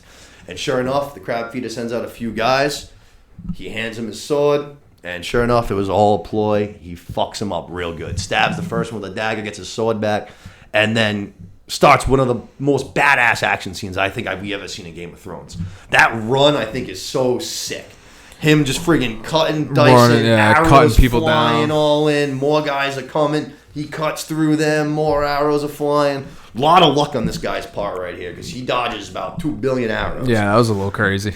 But, they say, it's part of the battle back then. Is you got to get lucky, you know what I mean, to survive. It's a lot of luck back then, man. A lot of luck. That's a fact. That's But 100%. fucking A. Hey, he Dragons flying zigzagged. around, He yeah. zigzagged when the Rickon, Yeah, Rickon. Rickon. Straight line. Those serpentine patterns, man. He Serpentine didn't learn, patterns. clearly. But he ends up, just carving through a whole bunch of these guys, basically right up to the crab feeder's front door. He cuts through a bunch of his dudes when he finally gets caught and gets hit by like 3 arrows at one time. Yep. Takes cover behind this little, looks like a turned over ship, something like that. Gets completely surrounded on all sides. Things look real bad for our boy. I mean, charging in by yourself is not a great move, but then it turns out he wasn't by himself. The fucking cavalry comes in. Prince Lenor, like Ledoux said, on his dragon, comes in, fucking starts lining up the Triarchy. Beautiful little fucking sleight of hand, drag them all out, and then we hit them. The cavalry comes charging in, Sea Snake and all their guys. We have a sick little battle scene that I thought was really fucking cool, looked dope. Sea Snake can fucking fight, even though he's an older guy. That dude's got that big ass like mace spear. Yeah, he's got some crazy. Got the helmet on. Reminded me of Blackwater a little bit, like that kind of battle. Yeah. Like nothing like too long or crazy or anything, but something quick. Got the boys in there, a little tactical. Good. Yeah, I like it. I enjoyed it. It was quick, but after the Prince Daemon thing, when you put them together like that, it filled like 10 minutes, and it was a good scene. But Prince Daemon fucking sees like, hey, my boys are here. This is a fucking as good an opening as I'm gonna get, even though he just took 3 arrows. Goes charging into the fucking cave. And the only disappointing part, obviously, I would say about this episode is that we don't get to see what happens next. That was my But biggest apparently, complaint. Daemon and the Crab Feeder have a little duel because he comes out of that cave just dragging the top half of the Crab Feeder's They body. cut him in half. Just cut him right in half at the fucking chest. Sliced him and diced him. The midsection. Cut him in And just looks, gnarly, covered in blood. Yeah. Which, just like the last time we saw Rhaenyra, I don't know, coincidence? Maybe not, but you know what I mean? The last time we saw Rhaenyra, covered in blood from the boar kill. Now he's covered in blood from fucking the Crab Feeder kill. Destined for each other, those That's two. what I'm saying. Destined for each other. But No, I think I agree. I think my only complaint was that we didn't see a little, Crab Feeder feels like he's been building a little momentum last few episodes, and we really only see him, for a couple minutes, and then Daemon comes dragging him out, which I'm happy that that's how they did it. As brutal as it is, he's cut in half, but it's like, we didn't get to see the actual fight between the two. His hands. Yeah, so and it's different than beheading someone. Like he took like a chunk out of this guy, and it's like, so trying to make a statement. Yeah, he definitely got blood. Like I said, too, with all that blood, that he fucking probably slashed him a few times, all pouring all over him and shit. But an awesome scene to close out. I think it really fucking pushed things into the next direction too now, because like we just said, he wanted to do that. Whether it was win or lose, he wanted to do it on his own. He didn't want any help from his fucking brother, and sure enough, he ended up getting the job done. Now I think he's going to be a little bit more cockier than he already is. You know what I mean? Yeah, I think he's got reason to be too. Like you said, the Sea Snake supported him. The son Lenor supported him. So I think he's starting to pick up a little mo. Yeah, definitely. And like we keep saying, we keep trying to get the king to marry into this family somehow. If Daemon can find a way to really strike up an alliance with the Valyrians, but at the same time, they just fought a fucking battle with each other against these Crab Feeders, and they were really struggling to the point where they almost lost. You know what I mean? So I don't know. I'm kind of torn. I feel like part of that was that they were fighting on the Crab Feeders' turf a little bit. Yeah. Like the dragons were, like you said, they retreat back into the caves, so it's not really where the dragons are used best. So I think that had a little more to do with where they were fighting than what actually their strength could be. I also don't know, so we know that Daemon's in charge of the Gold Cloaks, was 2,000 strong, but is that it? Is that his entire army? You know what I mean? I mean, they haven't mentioned anything other than the Gold Cloaks, so exactly. I would assume that's what he's been rolling around with. Which, that's not that many guys, you know? What I mean? I don't think so. It's not like it's this huge military fucking formation that he's got out there. But it is intriguing to see them getting a lot closer together. I want to see where they go from here now that they've just taken care of this problem, the Stepstones. Does he just go back to Drag? Actually, yeah. I wonder what happened to Dragonstone. He was holding that down, but now it's just been vacated probably for 3 years. Yeah, him and his girl. I don't know what's going on. We know Rhaenyra's not there. And then what's the other girl? Brothel girl? Yeah. I don't know her name, but she could be there. Masira or something. It's possible. I'm sure we'll probably see something along that next week about where he's gone now. But I'm curious to see if he's going to go to King's Landing. If he's going to go fucking say, hey, King, did you see what I just took care of this problem for you, bro? Yeah. What's going on? But that pretty much wrapped up the episode. Like we said, awesome episode. I loved it. I really, really, really enjoyed it. The battle scenes to bookend the episode were great. I loved everything I said in the beginning. I thought it was all like the middle was just perfect Thrones. The whole episode was perfect. I thought just got everything that Thrones is. But I guess that pretty much wraps it up for Game of Thrones, right? For House of the Dragon. Another great episode. Great episode. Ready for episode 4. Episode 4. Tune in on Sunday night, which is gonna fucking suck because it's the same time as the Tom Brady game, which is gonna cause some real problems in my life. But The Brady game. Not the Bucks, the Brady game. yeah, that's what it is. Yeah, it's fair enough. It's fair It's enough. the Tom Brady versus the Dallas Cowboys. That's Tampa fair Bay enough. Brady's. Yeah. But hopefully we are going to be talking to you guys again on Sunday morning. Hopefully we'll be doing our next show. That'll be me and Los here. Hopefully doing our Cobra Kai recap for the first 3 or 4 episodes because we got that on Friday night. I'm super excited. Let's go. Cannot wait for that. Thank you guys for tuning on in again. Great show today. Another massive one. We hit so much shit today. A lot of stuff. From Rings of Power, She-Hulk, we hit it all today. House of the Dragon, banger of an episode. I just ask that you guys, please, as always, share, subscribe, rate, review, comment, leave, tell your friends, tell your wife, tell your wife's friends, tell everybody. Like and share. And Ledoux, thanks for joining us this week. Appreciate you boys having me on here, you know. Hopefully looking forward to getting back on here again. Great you first know? episode. I thought you did awesome, man. Thanks for Appreciate coming it. in. Appreciate We're it. going to definitely have you on more again in the future. You're going to be helping us out with a few things, hopefully. So. Absolutely. Smash that like button, hit subscribe, ladies and gentlemen. These That's boys are working right. hard over here. Staying Kalos, easy. Thanks again for you helping out today, bud. We couldn't do the show without you. Glad to be here on the 1s and 2s, baby. And that's going to be a wrap for us, guys. Take it easy, and we'll talk to you next time.